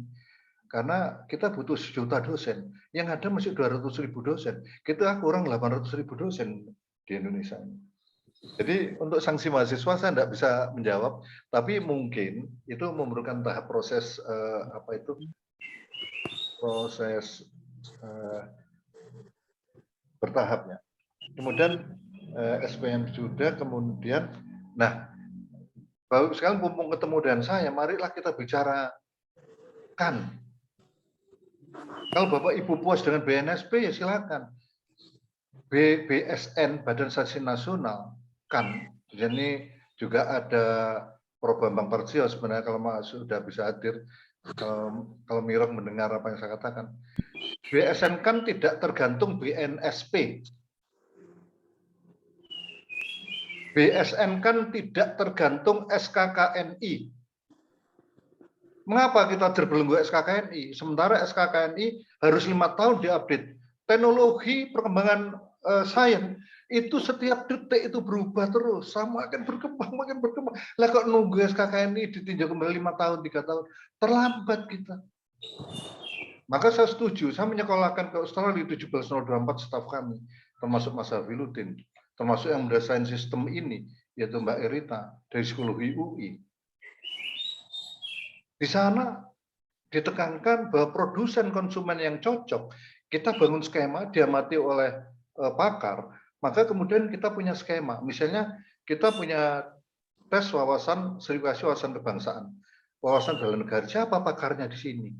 Siapa yang akan menjadi tulang punggung Center of Excellence backbone-nya yang memegang ini, yang dapat dipercaya, dipertanggungjawabkan? Kemudian siapa konsumennya? Maka kalau itu setuju, panitia setuju, di endorse, maka ini diluncurkan ke kan sudah bisa menjadi suatu skema milik kita. Tidak perlu tes bela negara, SKKNI dulu, SKKNI modar. Saya dengan ITB sampai ngomong gini, lah ya Pak Pri, 500 juta dibiaya SKKNI, 1 miliar kita beli, nggak jadi SKKNI itu, ribut terus. Makanya dengan BSNK ini sangat simpel. Program studi yang saya usulkan tadi, kisi-kisinya sudah mulai diatur berbasis BSNK, diajarkan pada UAS langsung sertifikasi. Dapat pengakuan internasional, ini ijazah, ini pendampingnya 2-3. Kalau orang teknik mesin, lulus insinyur sarjana teknik mesin, ahlinya di otomotif, ahlinya di metalurgi, ahlinya di bahan. Waktu metalurgi bahan mesin ini, kisi-kisi pengajaran dosen harus mengarah ke pengakuan internasional sudah. Seperti yang saya usulkan di UNHAN, manajemen pertahanan, strategi pertahanan itu prodinya apa sih yang utama? Kita dosennya udah masuk pada kisi-kisi yang disepakati, pada waktu mereka lulus, baik S2 atau S1, mereka sudah punya level grade sertifikasi kemampuan dan kebangsaan ini, negara ini, kebangsaan dan kenegaraan. Saya kira begitu. Pengakuan profesi tadi yang terakhir. Pengakuan profesi, apa sih yang dikatakan profesi? Undang-Undang Nomor 20 tidak bicara profesi, sangat tabu ngomong profesi. Hanya apa? Kesesuaian. Standar kesesuaian. Karena ada standar, ada pengguna, diukur, lulus dalam ambang standar, maka sesuai. Kalau udah ketemu sesuai, baru bahasanya kompeten dulu. Kalau menuju profesi profesional, membentukkan jenjang level profesional. Maka Undang-Undang Nomor 20 merubah kata-kata kompetensi dengan kesesuaian. LPK menjadi lembaga penilaian kesesuaian, bukan lembaga penilaian kompetensi, bukan. LSP bukan lembaga sertifikasi profesi, no, lembaga sertifikasi person. Ini tambahan dari saya atas pertanyaan itu, sehingga hanya sebagai wacana. Monggo kita masuk ke kelak ke Undang-Undang Nomor 20 dan ISO 17024 agar bangsa kita ini tersertifikasi secara internasional. Demikian jawabannya. Terima kasih Prof. Jadi teredukasi. Kita masih ada waktu ya, Mas Host. Ini ada pertanyaan Prof terkait matur nuwun Prof tadi ilmunya tentang LSP. Orang masih kenalnya, bahkan saya Prof masih kenalnya lembaga sertifikasi profesi. Ternyata person ya Prof. Alhamdulillah itu dapat ilmu. Saya asesor BNSP untuk 3 bidang, sipil, mechanical dan plumbing. Saya sertifikasinya di situ. Saya mengukur 16.000 sampai 120.000 di bawah STTI di seluruh Indonesia. Kemudian muncul di Indonesia sertifikasi abal-abal. Turun anggota kami 120 menjadi 6.000. Maka Bapak Ibu sekalian, akhirnya sertifikasi bukan BNSP-nya yang jelek. BNSP bagus, excellent, luar biasa. Tapi pelaku LSP lisensi ini yang tidak dapat dipercaya untuk mendapatkan sertifikasi. Mereka kadang-kadang hanya mengisi APL 1, APL 2, dicontreng oleh asesornya. Asesornya yang nyontreng. Tak tulis K ya, tak contreng K. Contreng. Maaf loh ya, K.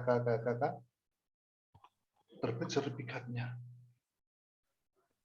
Kamu bisa ini, hanya dicontreng tanpa ujian. Karena berbasis anggaran 500 orang, 1.000 orang yang turun dari pemerintah ini harus dihabiskan untuk 1.000 orang. Ada KTP-nya ada. Ijazahnya ada. Mana APL 1, APL 2 diisi.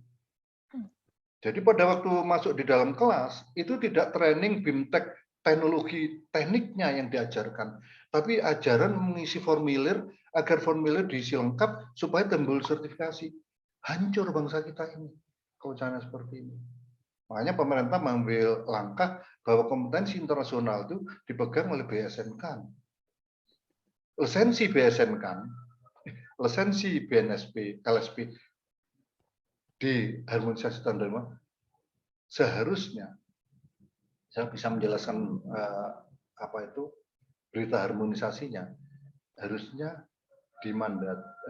harusnya mandatori diakreditasi oleh Kan. Lisensi, saya ulang, lisensi BNSP seharusnya diakreditasi oleh Komite Akreditasi Nasional. Tapi satu pun tidak ada yang melakukan selama 5 tahun. Saya bicara dengan ITB ini. Tidak ada yang melakukan. Saking rumitnya dokumen Kan itu. Gitu. Saya antusias kalau bicara ini karena saya ingin kita betul-betul sebagai bangsa dan warga negara yang kompetensinya, kesesuaiannya bersama standar. Bukan asal ujian kemudian lulus. Bapak Ibu kalau ikut ujian dengan kami, LSP kami, sebagai contoh ya aplikasi tadi itu. Waduh, kok gitu ya caranya? Tapi kan kami melakukan seperti para dosen di Universitas Pertahanan RI. Sebagai contoh, enjoy aja. Tidak masalah, karena mereka, beliau-beliau sudah biasa orang straight, disiplin, militan, ketat dalam hidupnya itu. Saya ingin para dosen seperti ini. Kita punya anggaran 24 triliun penelitian, tidak terserap. 24 triliun tahun ini, tidak terserap. Ya. Kami punya skema penelitian yang lengkap. Mohon maaf, mungkin melantur. Terima kasih. Terima kasih Prof, terima kasih luar biasa. Jadi kita tahu banget, nggak tahu banget sih Prof, tapi tercerahkan dengan banyak hal. Tapi memang iya Prof, ikut-ikut nih profesi ujian, ya cuma dicontreng, bener banget. Bu Rinia pernah ujian BNSP dengan LSP tertentu, pernah ya? Mau nyebutin mereknya nggak enak. Jadi iya Prof, jadi ditanya itu yang terjadi di Indonesia itu. Terus disuruh ngetik sendiri gitu Prof, isi ya. Gimana menilai diri gitu. BNSP-nya hebat, bagus. Tapi kami berharap lisensi betul-betul merubah suatu konteks disiplin yang diterapkan oleh para pimpinan kita, di mana LSP kita harus juga mulai straight terhadap ini. Mengapa lisensi ini kok kemudian tidak berjalan? Ya karena pemerintah meragukan konteks ini. Sehingga sampai sekarang jasa konstruksi tidak ada sertifikasi satupun, bingung. jasa konstruksi itu. Iya, Prof. Semoga nanti ke depannya ada filtering terhadap LSP-nya ya, Prof. ya. Betul. Terkait kualitas dan mutu dan proses itu penting tadi Prof sampaikan. Mungkin berkening berkerut-kerut tapi hasilnya relevan dan isinya mencerminkan dari mutu seseorang. Mungkin yang tadi Prof sampaikan kesesuaian kan kompetensi. Matur nuwun Prof ilmunya. Ini ada dua lagi Prof. Izin sebelum Mas dari host Quantum akan mungkin mensimulasi atau memberikan informasi teknis spesifik, saya izin sampaikan ya Mas Hardika, Pak Hardika, nuwun sewu Pak. Ini di chat juga ditanyakan mengenai tools dari psychological ini, apakah sama dengan psikologi biasa atau terkait bakat, apakah ini terkait arah profesi atau hanya rumpun ilmu Kemendikbud atau profesi yang sudah existing, Prof. Untuk tools instrumennya, Prof. Ya, jadi kami tidak pernah berani melanggar alat-alat tes yang tidak terdaftar. Oleh karena itu, seluruh alat tes yang kami lakukan adalah berorientasi pada ada izin alat tes yang kami lakukan secara resmi, dipakai beberapa alat tes sama dengan dipakai untuk para pejabat menengah tinggi yang ada di Indonesia. Jadi alat tesnya resmi, kalau itu dikatakan alat psikotes betul, tapi hanya namanya kami tidak sebutkan. Ya, hanya tes kepribadian dan tes sikap kerja. Dalam konteks kalau nanti kita berbicara dengan ahlinya psikologi, kita bisa buka-bukaan dokumen. Gitu. Karena seringkali kalau saya mengatakan itu tes misalnya salah satu alat tes, kemudian masuk ke toko buku mencari alat tes itu. Semua alat tes sudah ada semua. Bangsa Indonesia tidak kehilangan akal, semua sudah dideklar alat tes itu semua ada. Maka kemudian kalau saya ngomongkan itu 16 PF, berbuntung-buntung mencari 16 PF. Saya ngomong CFIT, saya ngomong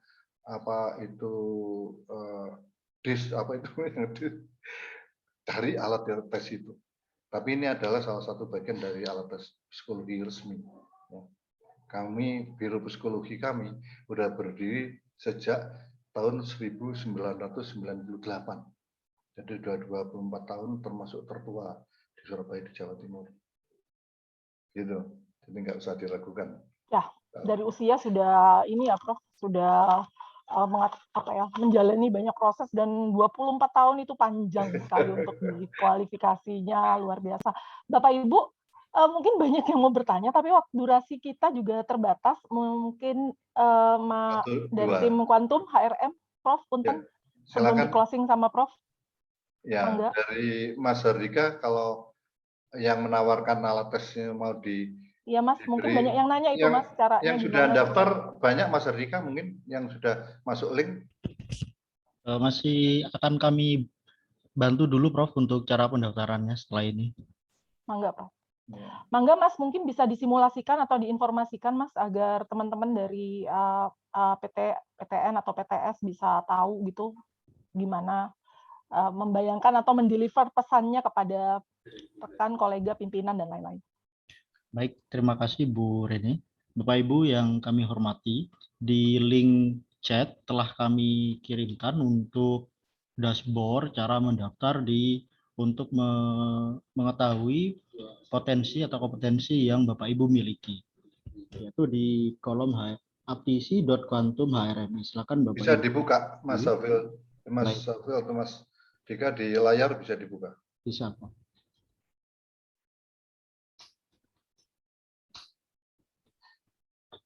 Baik, setelah Bapak Ibu mengklik kolom tersebut, ini adalah tampilan dashboard-nya. Silakan Bapak Ibu klik login saja di sini. Klik login. Nah, setelah Bapak Ibu klik login, langsung menuju ke kolom kata pendaftaran di bawah ini.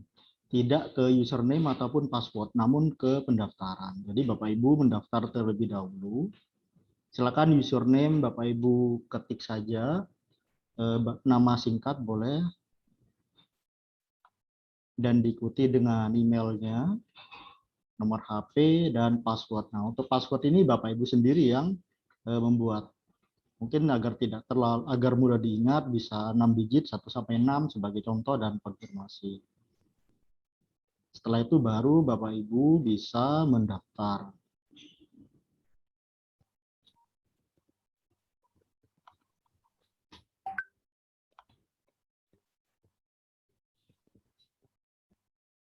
Jika sudah mendaftar, Bapak Ibu tinggal login saja dengan username yang Bapak Ibu buat tadi. Nah, di sini bisa Bapak Ibu login dan menggunakan password yang setelah Bapak Ibu buat, baru kita bisa masuk ke kolom untuk pengisian identitasnya.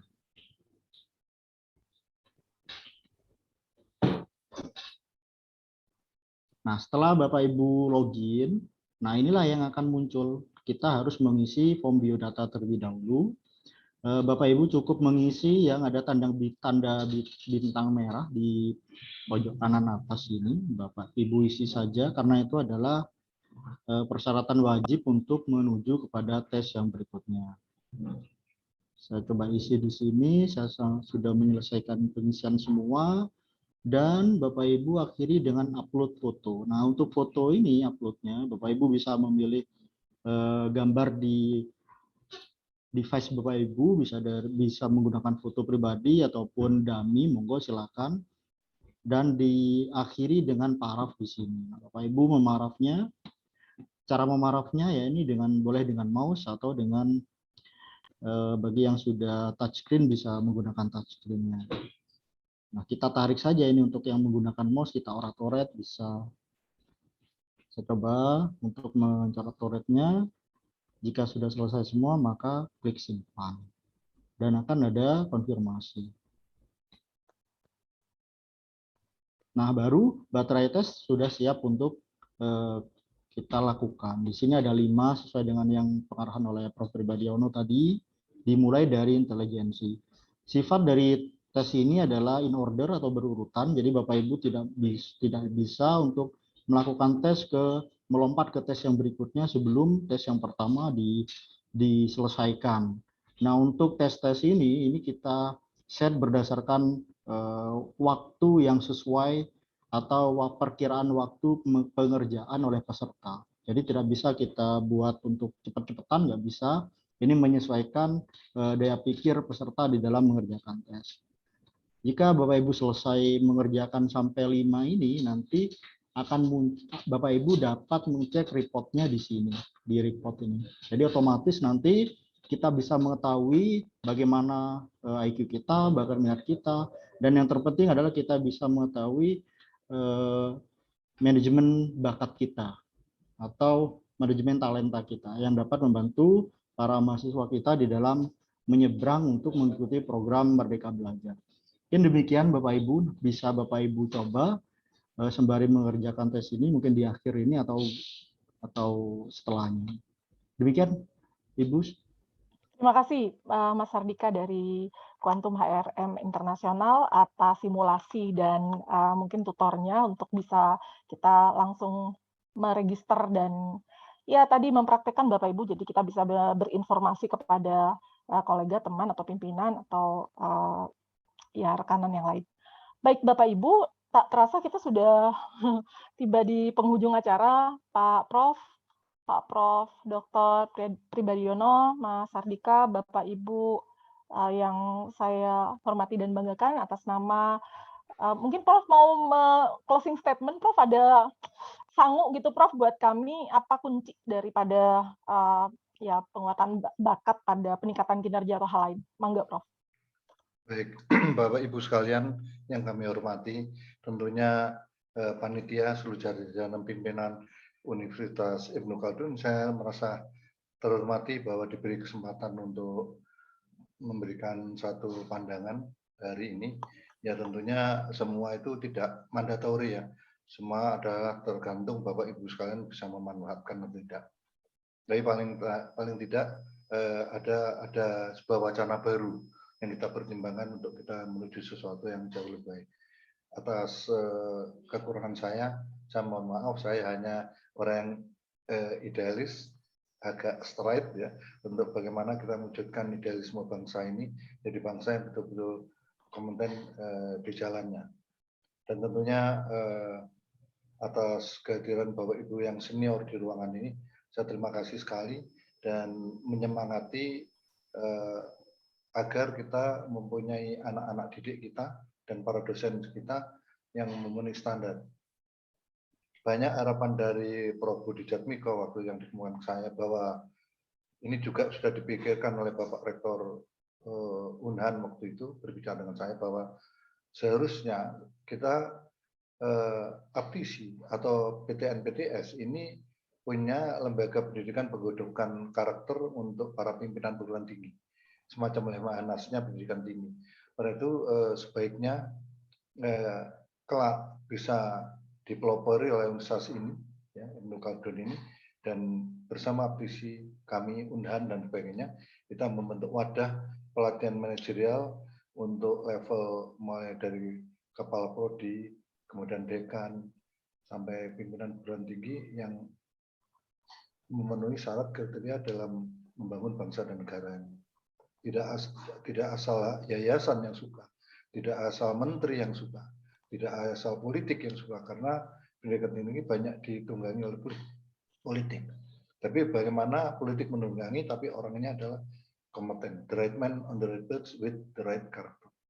Atas kekurangan kekhilafan saya mohon maaf yang sebesar-besarnya, dan Bapak Ibu silakan mencoba alat tes ini dengan gratis. Kalau Bapak Ibu para dosen sungkan melakukan tes diri sendiri, bisa tenaga adminnya dicoba, atau kalau sungkan tenaga adminnya, boleh langsung pada mahasiswanya. Kami bisa menyediakan aplikasi, mungkin berganti yang bersedia, apa 25 orang atau 50 orang, itu kami siapkan. Kalau butuh 100 orang, yang kita siapkan.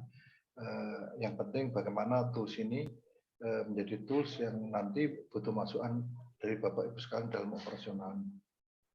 Atas kehadiran Bapak Ibu sekalian, juga kawan-kawan dosen yang kami hormati, saya ucapkan terima kasih yang sebesar-besarnya.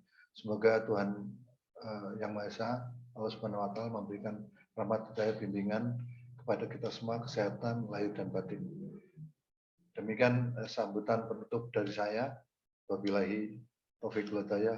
Akhirul kalam. Wassalamualaikum warahmatullahi wabarakatuh. Waalaikumsalam warahmatullahi wabarakatuh. Atas nama Sekolah Pasca Sarjana Universitas Ibnu Khaldun, mengucapkan terima kasih yang sebesar-besarnya kepada Prof.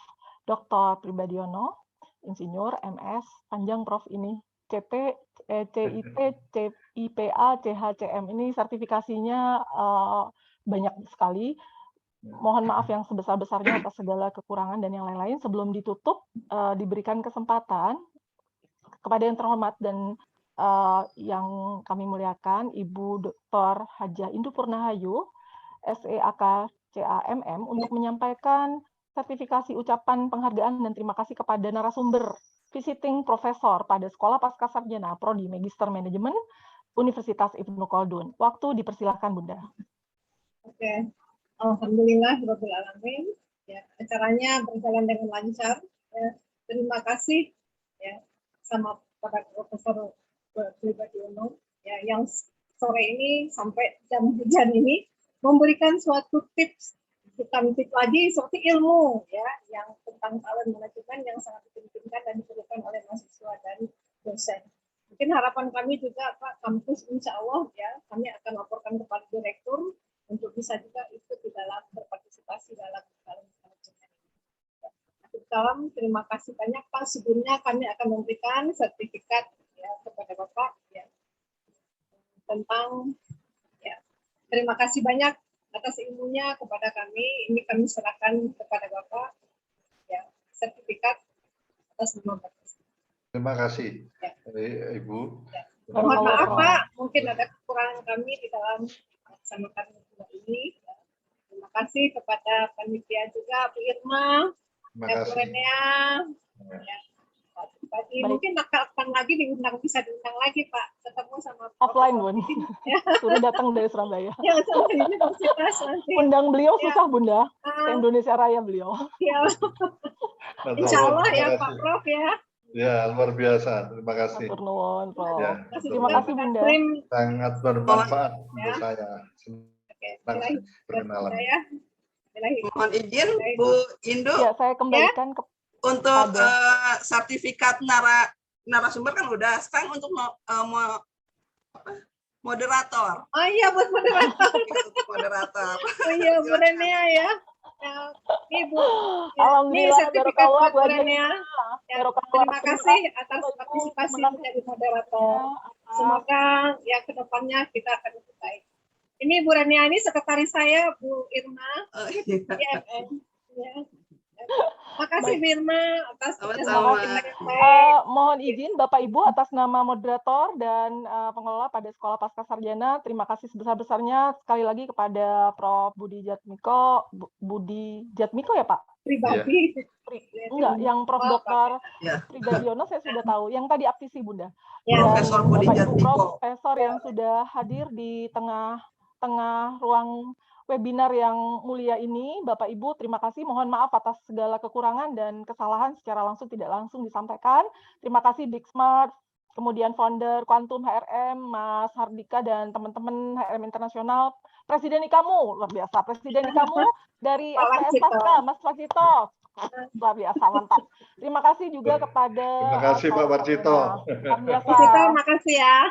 Teman-teman semua terima kasih, mohon maaf semua yang hadir dari universitas dari Sabang sampai Merauke. Saya tadi lihat luar biasa Prof, ini antusias auranya Profesor membuat teman-teman hadir semua di tengah-tengah ini, dapat ilmu baru tentang LSP, tentang mutu, tentang the right man in the right place, in the right with the right karakter. Jadi karakter harus penting, Bunda. Dan saya kembalikan kepada Bu Haja Irma selaku pembawa acara. Matur nuwun, sampai jumpa di gelombang frekuensi yang lain. Wassalamualaikum warahmatullahi wabarakatuh. Waalaikumsalam warahmatullahi wabarakatuh. Terima kasih Prof. Matur nuwun semuanya. Hadirin yang kami hormati, dengan demikian acara webinar ini telah selesai dilaksanakan. Semoga acara ini bermanfaat bagi kita semua. Sampai jumpa di webinar. Saya selaku pembawa acara mengucapkan terima kasih dan mohon maaf keadaan. Terima kasih. Terima kasih Pak Profesor. Terima kasih. Dan panitia semuanya. Dan kawan-kawan, terima kasih para guru besar, terima kasih Pak Warcito terutama, turun Pak Warcito. Profesional HRM Internasional, mantap Anda. Makasih Bantu, makasih kan, luar biasa. Thank you semua. Terima kasih Jilem. Pak Nengah, terima kasih. Pak Nengah, terima kasih. Dia setia menemani dari awal sampai akhir. Iya. Terima kasih Prof. Ayo Pak. Kawan-kawan dari UNAN, matur nuwun, Pak Ari dan sebagainya. Luar biasa. Strong, effort. Seperti yang disampaikan Prof tadi, kuat benar. Terima kasih ya. Terima kasih Prof. Makasih. Waalaikumsalam warahmatullahi wabarakatuh. Bunda pamit. Makasih Ya, Prof. makasih Bu Rewe. Assalamualaikum semua. Mohon izin pamit. Mohon izin Bapak Pamit, Ibu. Prof. Salam sehat, salam semangat.